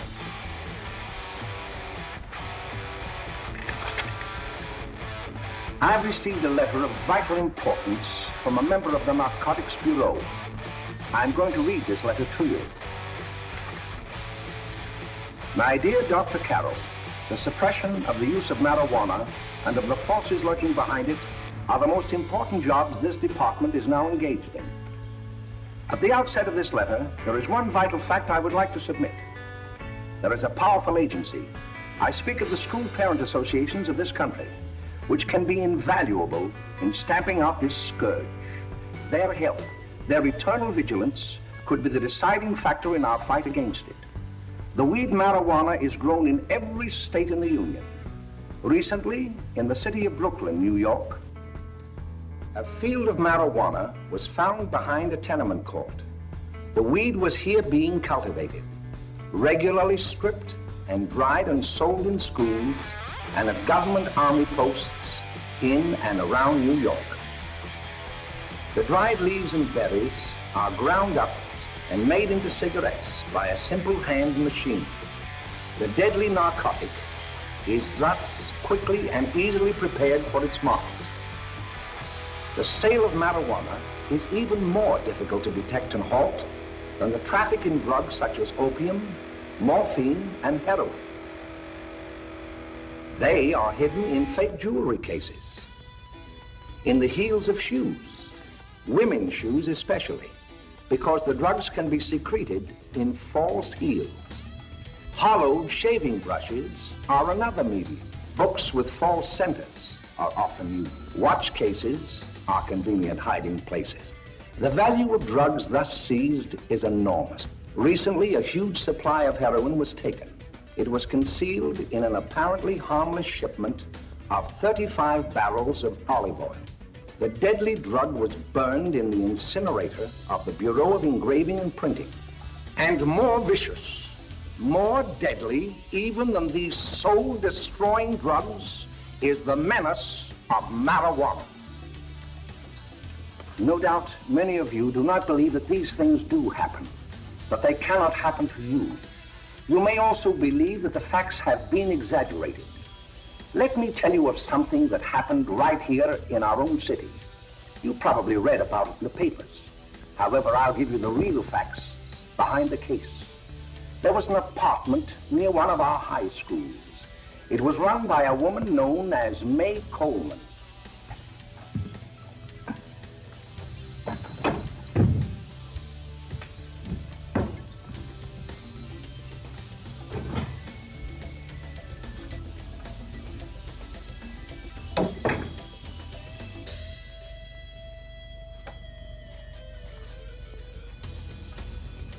Hey, come on, May, get up.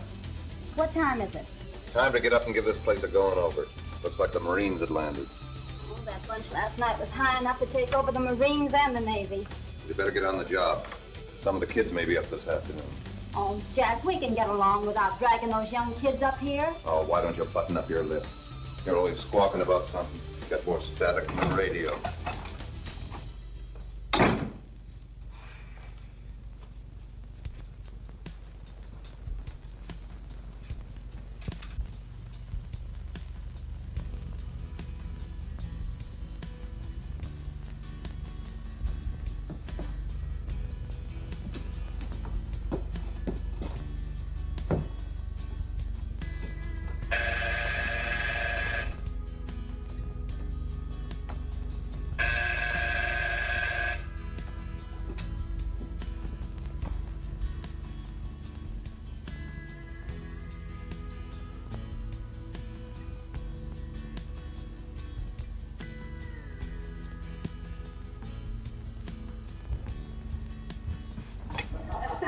Oh, greetings.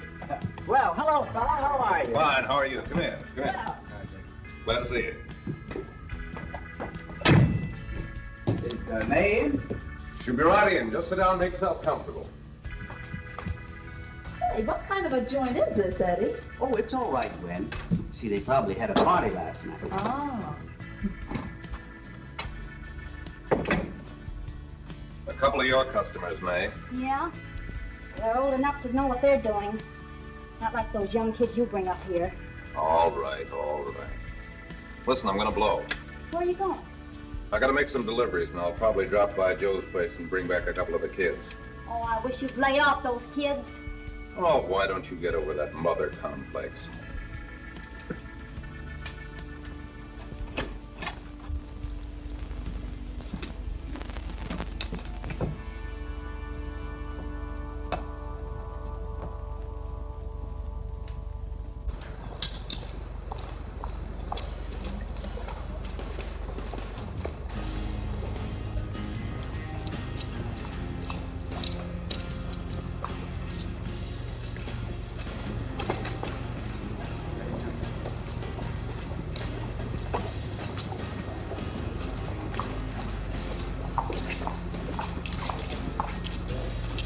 Oh, by the way, Ralph, I'm sort of getting a little party Saturday afternoon over at my grandmother's.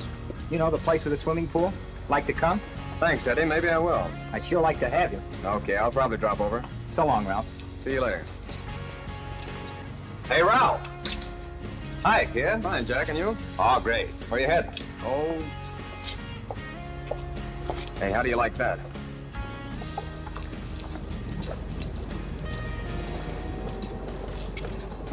That's the one I was telling you about.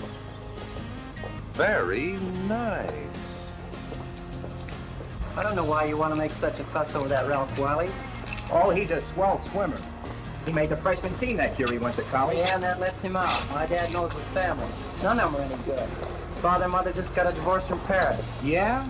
You know, Ralph runs around pretty much on his own. He's been in a couple of jams. Well, I only kind of say hello to him. I don't go around with him. Well, you better not. He's a little too old for us. That's what my dad said. Hello, Mary. How are you, Bill? How are you, Ralph? Oh, hello, Ralph. You know my brother Jimmy, don't you? How are you? Swell. I'd like you to meet a friend of mine, Jack Perry. Mary, Bill. How do you do? Glad to know you. We're going over to Joe's place. Why don't you come along? We have a date to play a set of doubles. Oh, you can play anytime. Come on, we'll have some laughs. Oh, we can today, Ralph. Some other time. Can I go along with you? Sure. Hey, I'll see you at dinner, sis. Don't be late, Jimmy. I won't.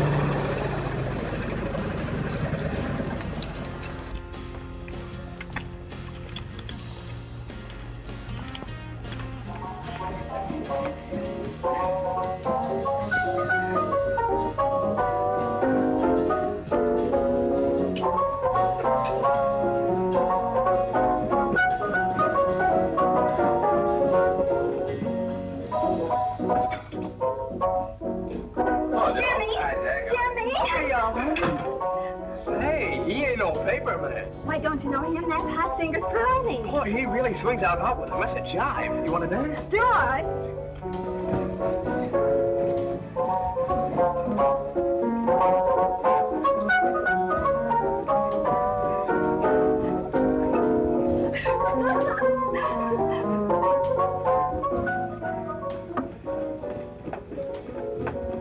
May's expecting us at the apartment a little later. Any new prospects? Maybe.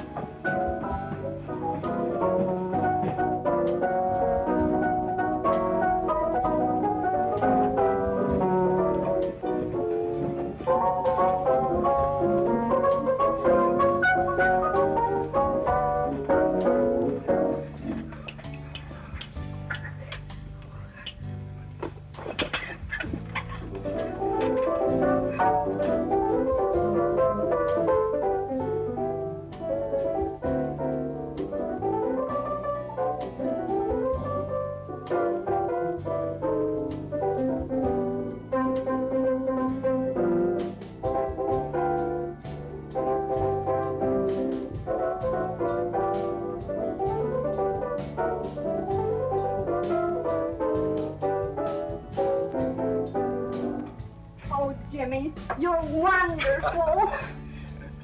You just finding that out?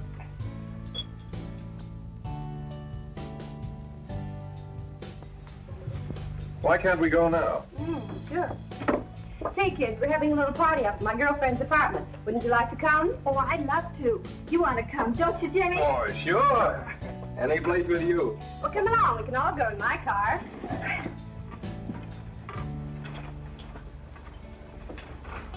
See you later, y'all.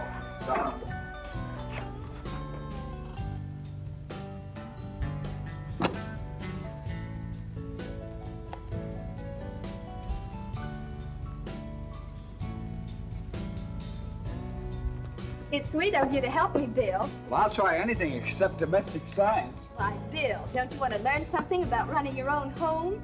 The answer is no. You know, after that session we had yesterday, I went home and told Mother that the trouble with her pot roast gravy was she hadn't added 3 heaping teaspoonfuls of olive oil. What did she say? She didn't say anything. She just threw me out of the kitchen. Well, I don't wonder. Hello, children. Hello, Mother. Hello, Mrs. Lane. That was sweet of you, Mother. Gosh, hot chocolate. Thanks, Mrs. Lane. I know you can't study on empty stomachs.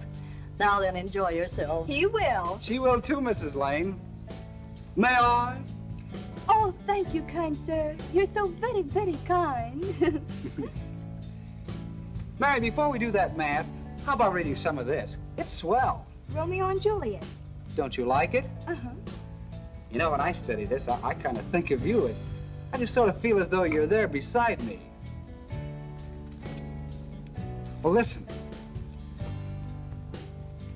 It is my soul that calls upon thy name. How silver sweet sound lovers' tongues by night, like softest music to attending ears. Romeo, My dear, what o'clock tomorrow shall I send to thee? by the hour of 9. I will not fail. 'Tis 20 years till then.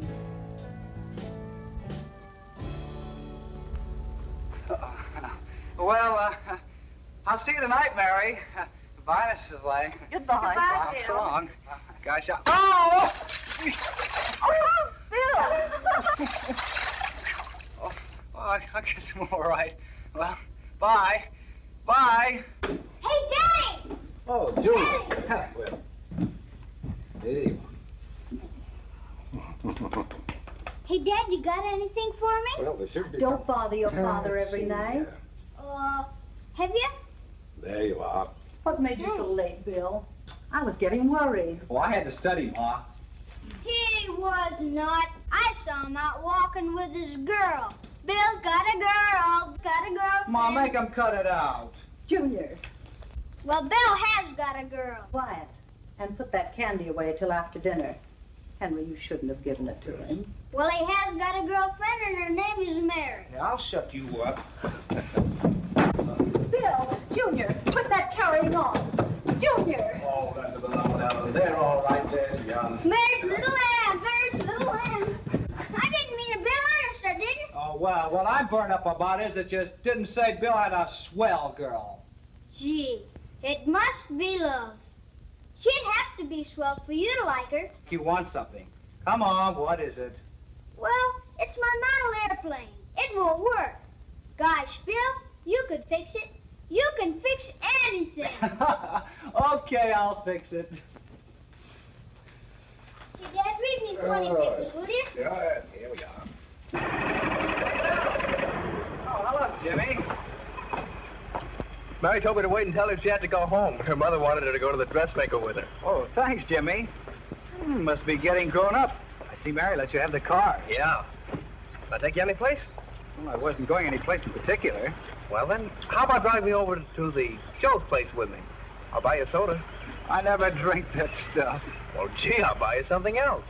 Okay, you're on the hook for 1 root beer. Well.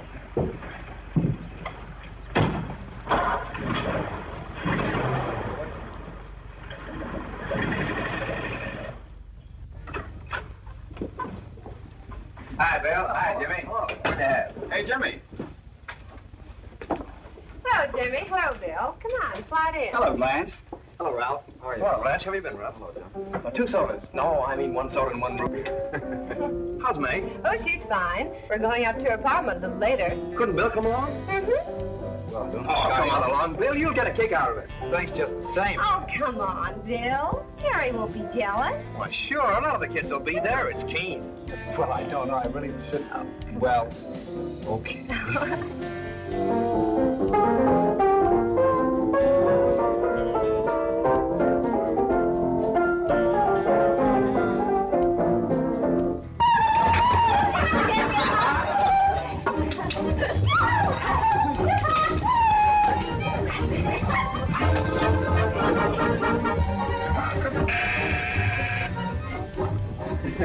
Hiya, kid. Hello, Jack. What do you say?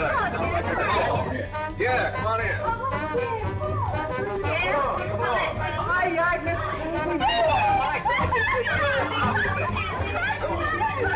Come on, Bill. Don't stand there.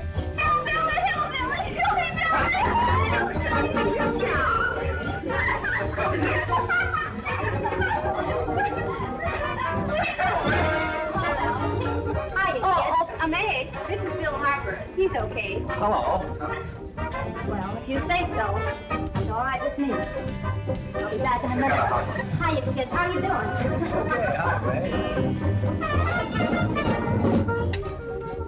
There's a new one in today. Yeah, Bill Harper. He's all right. Blanche has got herself about $1 for him. Not bad. I didn't think she had that much taste. She knows what she's doing. She's got Ralph nuts about her, and now she's got her hooked up for this new kid. Say, we haven't any more smokes. You'd better run over and get some. Why couldn't you find that out when I was here this morning? Now I've got my car in the shop. Well, what of it? That kid out there, Jimmy, he's got a car. He'll take you. Come on, get going. Hurry up.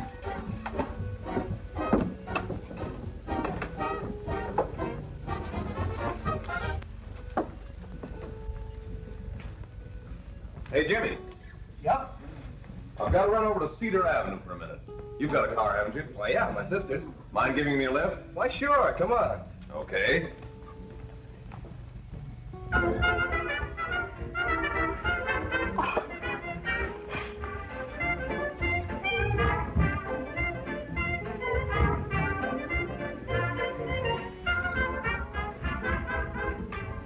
No, thank you. Well, here we are. Oh, thanks. Oh, May, don't forget me. I never forget you. Oh, here. If you want a good smoke, try one of these.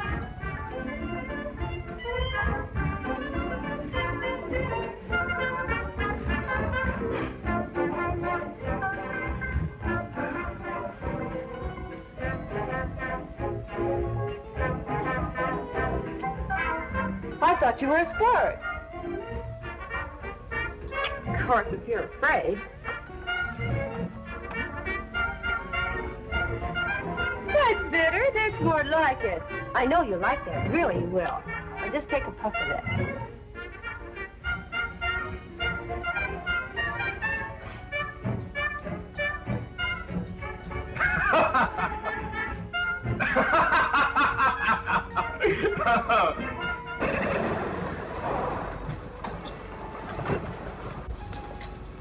Just be a minute, kid. Hey, Jack, give me a cigarette before you go, will you?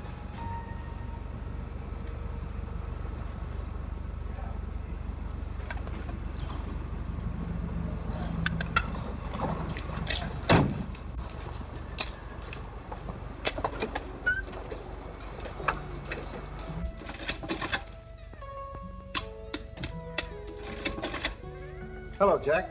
Hi, boss. How's business? Getting better every day. Those kids sure go for it. Swell. Had to run over for a couple more cartons. Ran short today. All right. Yanni, pack 10 gross for Jack Perry. Who? Pete Daly. All right, send him in. It's all right, stay where you are.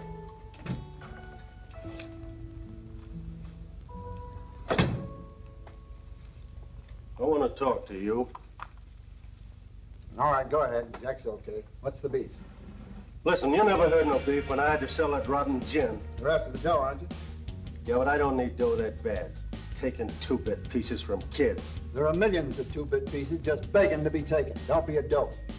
I'm just dope enough to draw the line selling hop to kids. All right, Pete. You know what my policy has always been. The boys are not satisfied. I'm always glad to have them retire. Retire permanently. So long.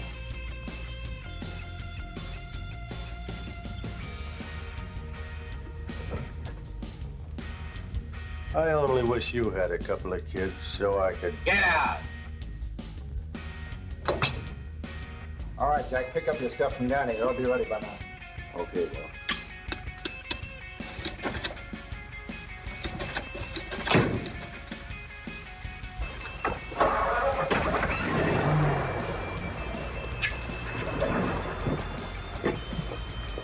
Let's go, Jack. I'm red hot. Better be careful how you drive it. The first thing you know, you'll be ice cold.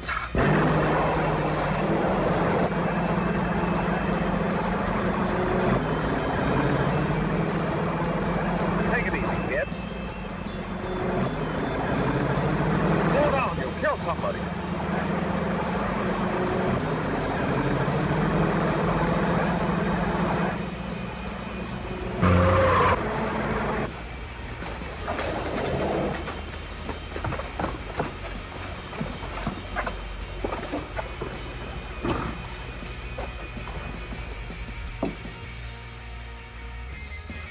Mary, you're not eating your breakfast again.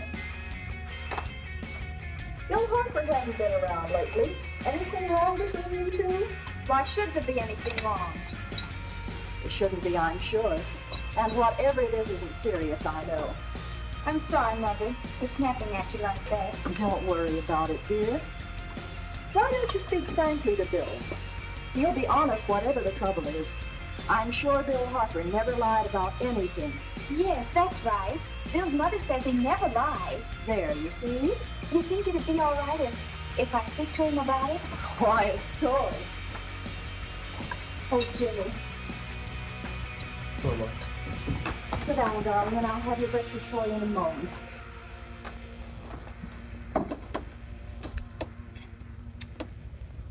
Jimmy, there's something worrying you. What have I got to worry about? Why don't you tell me? Well, for Pete's sake, don't start to cross-examine me, will you? I'm all right. Jimmy! Don't let Mother see you like that.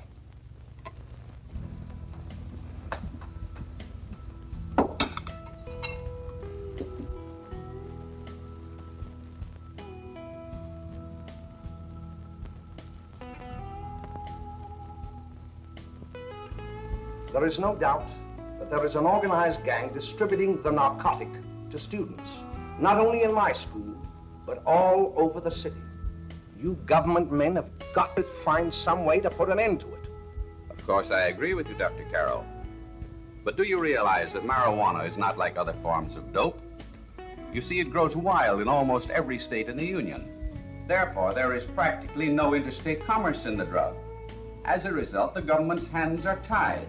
And frankly, the only sure cure is a widespread campaign in education. Oh, it's all right to talk about education, Mr. Wyatt, but we educators can't do anything until the public is sufficiently aroused.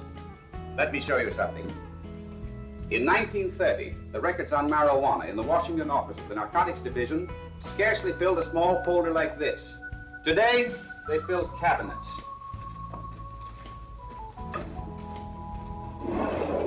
All these devoted to marijuana records. Here is an example. A 16-year-old lad apprehended in the act of staging a holdup. 16 years old and a marijuana addict. Here is a most tragic case. Yes, I remember. Just a young boy. Under the influence of the drug, he killed his entire family with an axe. Then there is the most vicious type of case. Here, in Michigan, a young girl, 17 years old, a reefer smoker, taken in a raid in the company with 5 young men. Here is a particularly flagrant case. Yes, I remember. The newspapers made quite a play of it. In West Virginia, wasn't it? Yes. And there are hundreds of them coming up, new ones every day. I'd like to take these records, if I may. I feel they would be of invaluable assistance to me in combating the evil in my school. You're very welcome, Dr. Carroll. Thank you. Sit down, Bill. There seems to be something wrong. What is it? You were always a fine student. You always had excellent grades. Well, I guess the work is getting a little harder, Dr. Carroll. No, it isn't that. Bill, I'd like to help you, but of course I can't unless you let me. You're undermining your health. Well, there's nothing, Carroll, really there isn't. I'll study harder, honest. Honest? If you were being honest with me and honest with yourself, I'm afraid you tell me an entirely different story. Bill, I'm going to ask you a straightforward question, and I'd like to have a straightforward answer. Yes, sir. Isn't it true that you have, perhaps unwillingly, acquired a certain harmful habit through association with certain undesirable people? Well? Oh, no, sir, I haven't, Dr. Carroll. Well, that is, you see, I'm worried about something at home. All right, my boy. We'll just have to let it go at that. But remember, if you ever want to confide in me, no one will ever be the wiser. Well, thank you, Dr. Carroll.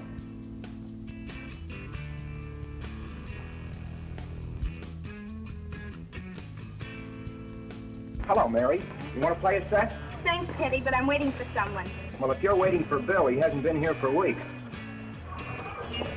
Come on, Jimmy, play something hard! Okay.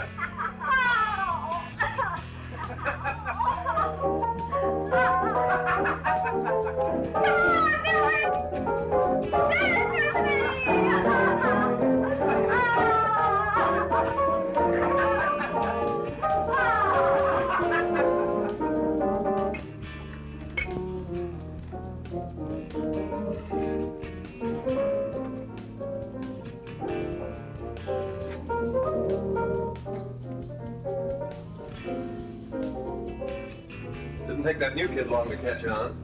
Don't take any of them long.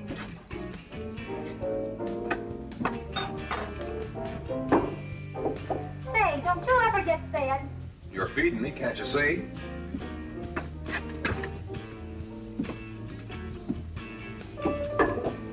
Give me a knife and a fork, will you? Get it yourself.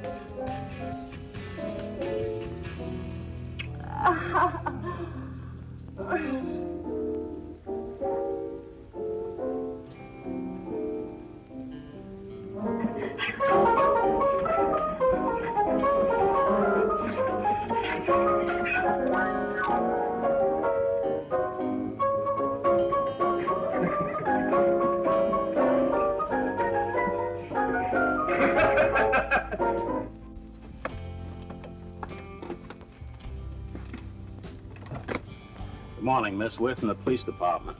Good morning. We're tracing a hit-and-run driver. Someone caught the license number at the place of the accident but didn't get it quite right. So we're checking all numbers like it, and yours was one of them. Well, I'll try to help you. You remember what you did on the 29th of last month? Oh, that was the day before Mother's birthday. Oh, yes, I remember that because I left school and went directly to the dressmaker's with Mother. I was there all afternoon. Did you happen to loan your car to a couple of men? No, I had the car all afternoon myself. Well, thanks, miss. Sorry to have troubled you. Tell me, was the person killed? Fortunately, he wasn't, but that's still no excuse for hit-and-run driving.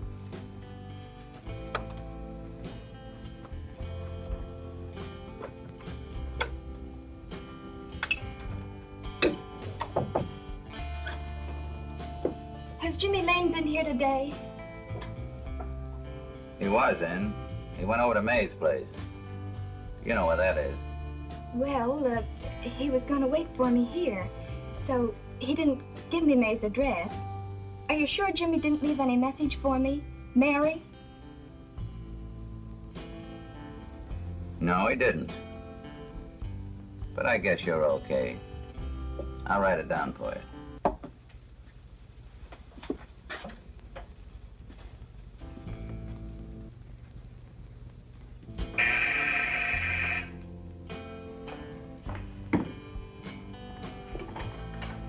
Mary, come right in. Is Jimmy here? Oh, why, he's around somewhere. I think he went out to take Agnes home, but he'll be right back. Come in and sit down, Mary. And let me take your coat. Who's the new kid just came in?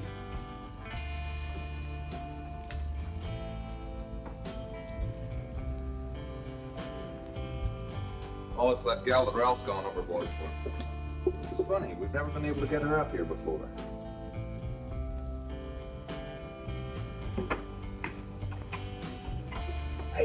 Hey, scram, will you?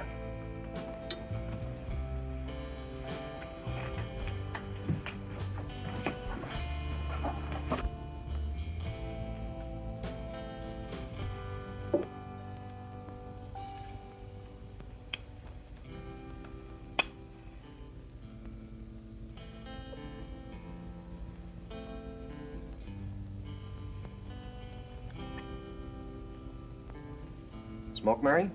Thanks. Are you sure Jimmy will be back soon? Sure, any minute.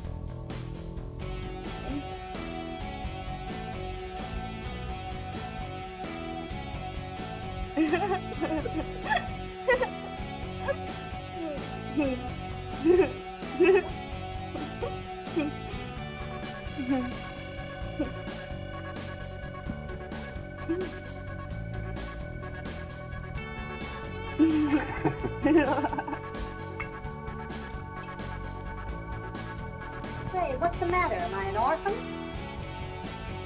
Where do you put it? You got a hollow leg?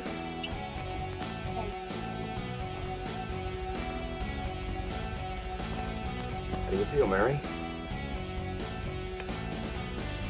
Oh, Mary, give me that. No! Mary. No! No! Please, no! Oh, Mary. No! Leave me alone! Leave me alone! Go away! Mary, get rid of me. Go away!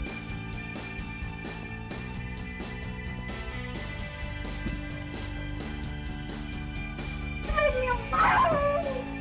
Oh, leave me alone! Everything's all... Leave me alone!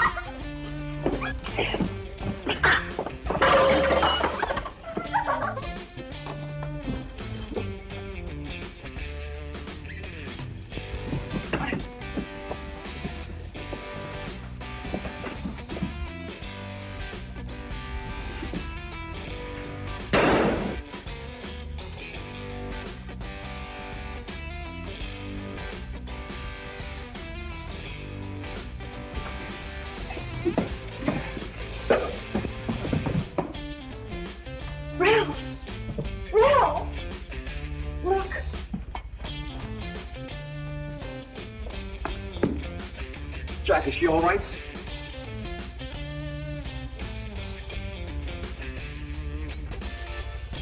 She's dead. May, get me some orders. Now listen, you two. I want you to get out of here. Get out of here and forget you're ever in here today. I'll handle this. Now get going.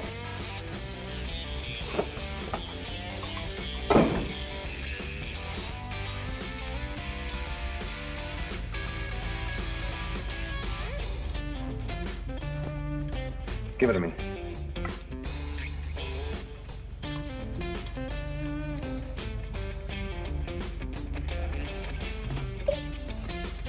Here.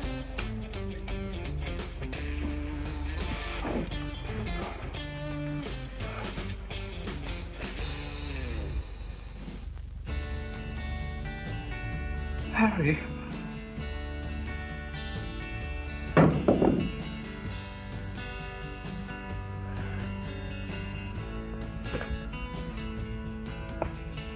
Mary. Mary. What happened? Killed her.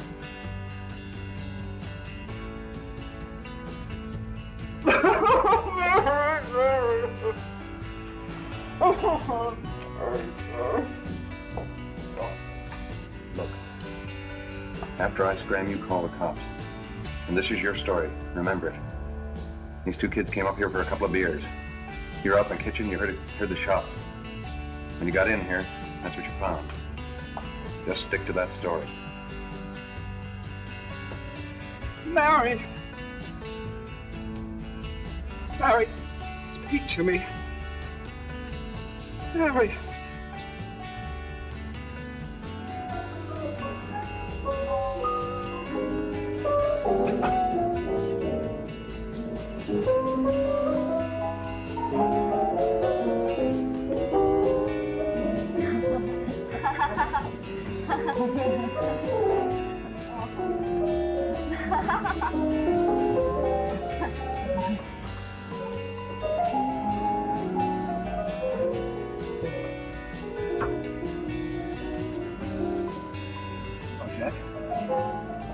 I was just talking to a friend of mine. A cop. Sergeant on the homicide squad. The guy you hit that day died. Died? You didn't... No. I didn't crack. I'm not going to. Nobody will ever know you were driving that car. Thanks, Jack. Just as long as you keep your mouth shut that you were ever up in May's apartment. Why, sure, Jack, sure. Okay.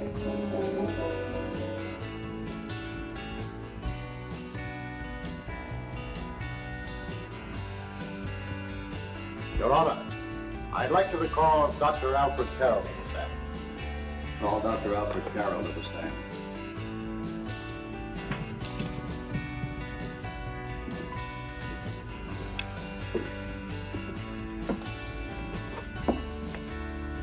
Dr. Carroll, as principal of the Lakeside High School, did you, during the last 3 months, notice any changes in the demeanor and attitude of your student, William Hopper? Yes, in a number of things. For example, at times disassociation of ideas.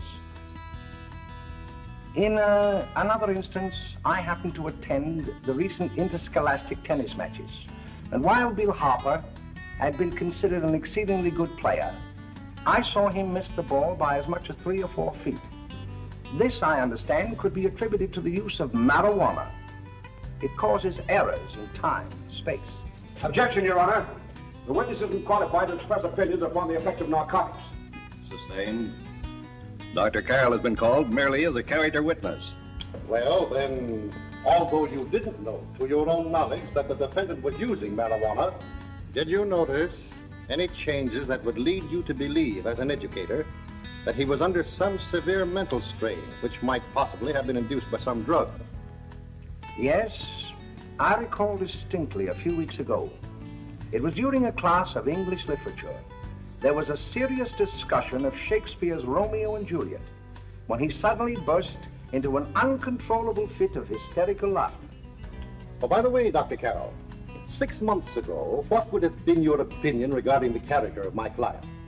He was a fine, upstanding American boy, a good scholar, a good athlete, and representative of the caliber of young men we are proud to graduate from our school.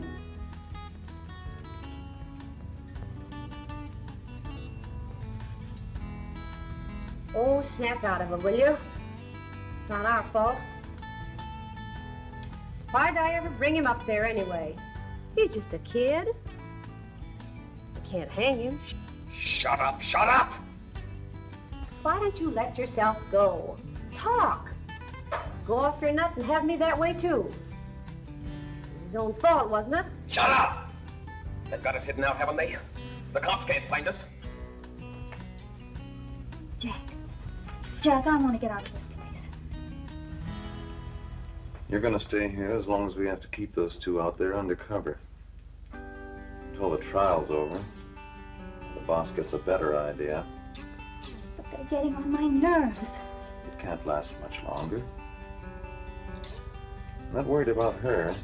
We gotta keep him gagged. He's about ready to crack. All you gotta do is keep him from having too many reefers.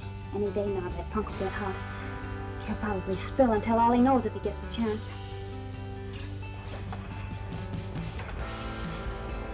I don't think he'll get it. I'll see you later. Where are you going?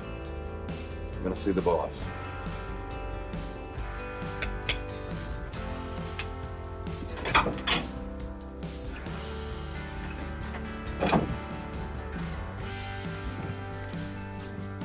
Hello, Jack. Hello, boss.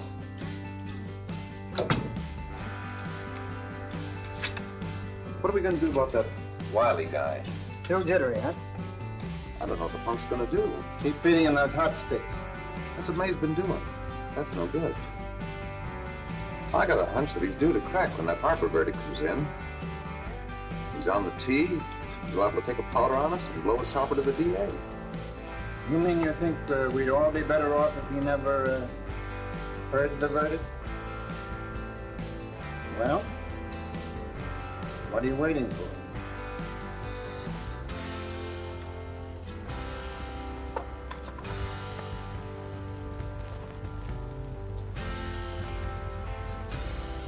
You, ladies and gentlemen of the jury, have a duty to perform.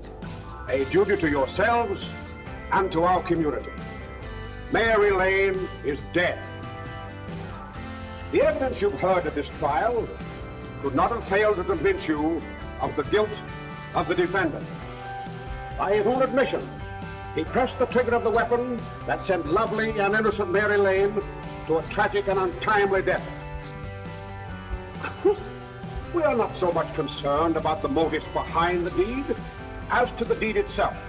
While the defendant has told you that he saw someone attacking Mary Lane, and that his mind went blank from that moment on, the defense has been unable to produce one witness to substantiate that statement. Now, ladies and gentlemen of the jury, you have heard able men testify at this trial, men who have tried to bring out the fact that the defendant might have become momentarily insane when he fired the shot that killed Mary Lane. But the defense has been unable to prove that he was insane. William Harper was sane when he visited the apartment where the tragedy occurred. He was in the habit of visiting the place. He was sane when he went into a bedroom with another young woman. You've all heard what went on in that room. You heard it from the defendant's own lips. Involved as he was in a tawdry love affair, Mary Lane was in the way. She had found him out. In a moment of anger, he deliberately and willfully killed her. If such deeds are permitted to go unpunished, this community would cease to be a decent and safe place for us or our children to live. I do not believe I have to plead or even demand that you bring in a verdict to punish the defendant for the crime that he has committed against society. You are upright citizens. That is why you were chosen to judge another. And as honest, upright citizens, there is only one verdict which you can find, and that is a verdict of Guilty. And this court will be adjourned until the jury's verdict is reached.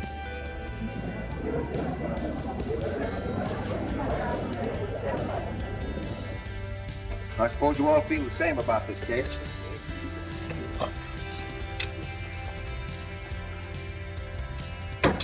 But he might have been insane when he did it. No, he wasn't. He knew what he was doing.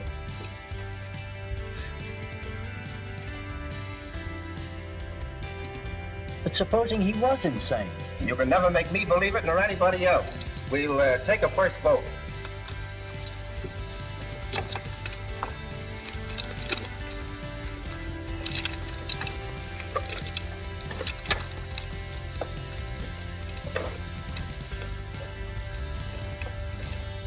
$11 for conviction, 1 for acquittal.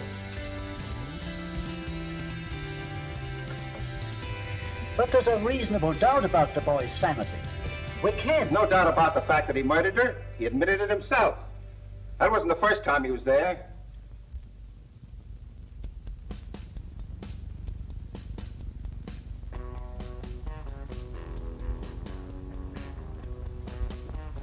We gotta make an example before boys like that contaminate all of our children. We can't have every murderer hiding behind the gag that he's insane. Sure, they see red before they kill somebody. But whose fault is it?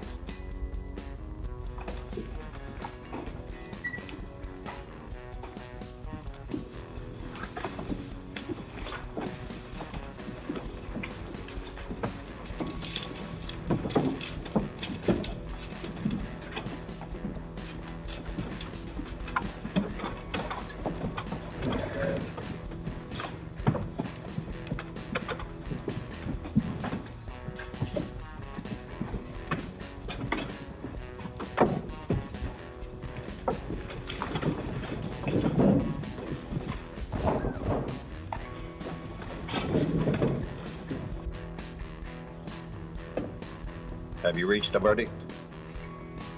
We have. The defendant will rise. What is your verdict? We find the defendant guilty, discharged.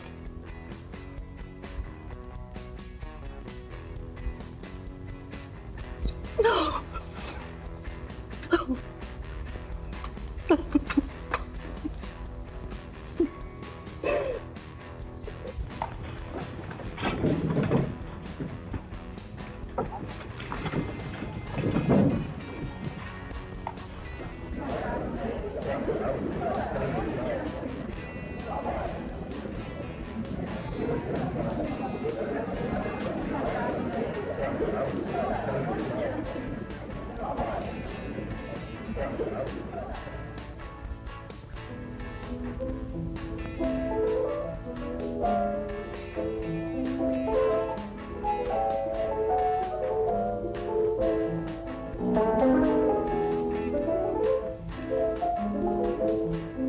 Stop that racket! Stop it! What's the matter with you? Give me the creeps.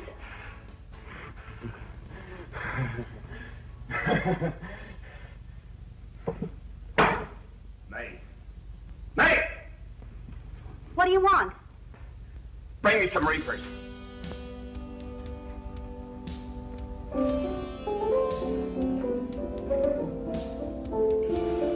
They're going to hang him. Blanche, they're going to hang him. Oh, come on. Get a hold of yourself. Here you are. And quit that crazy laughing. Where's Jack? I want to get out of here. They'll pick you up and hang you if you don't pipe down. I want to see Jack. Jack. I want to see Jack. Jack. You'd better quiet him. I can't do anything with him.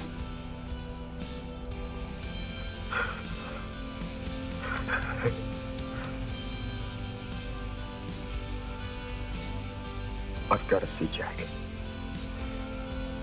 We can't let that kid hang.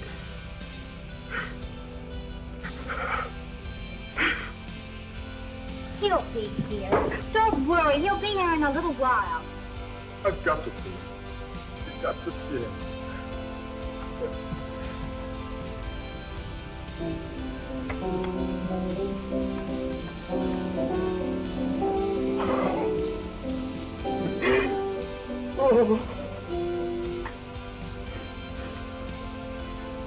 on, darling.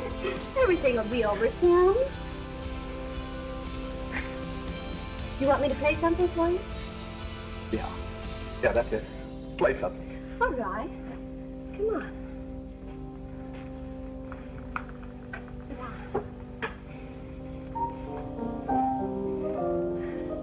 Honey, give me a smoke, will you?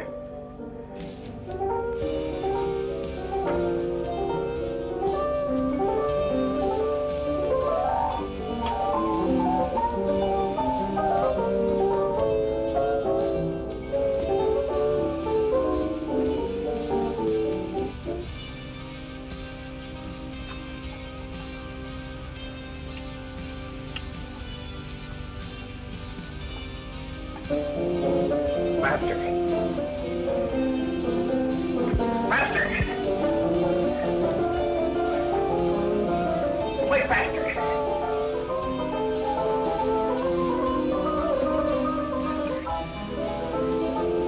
Play faster. Faster.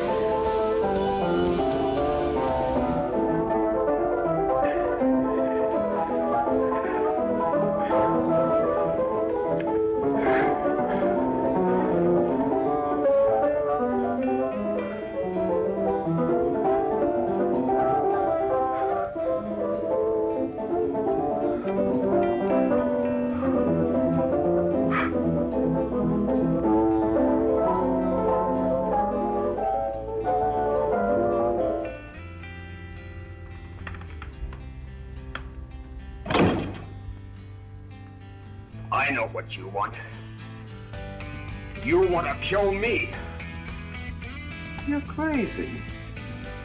Take it easy, kid. I just want to talk to you.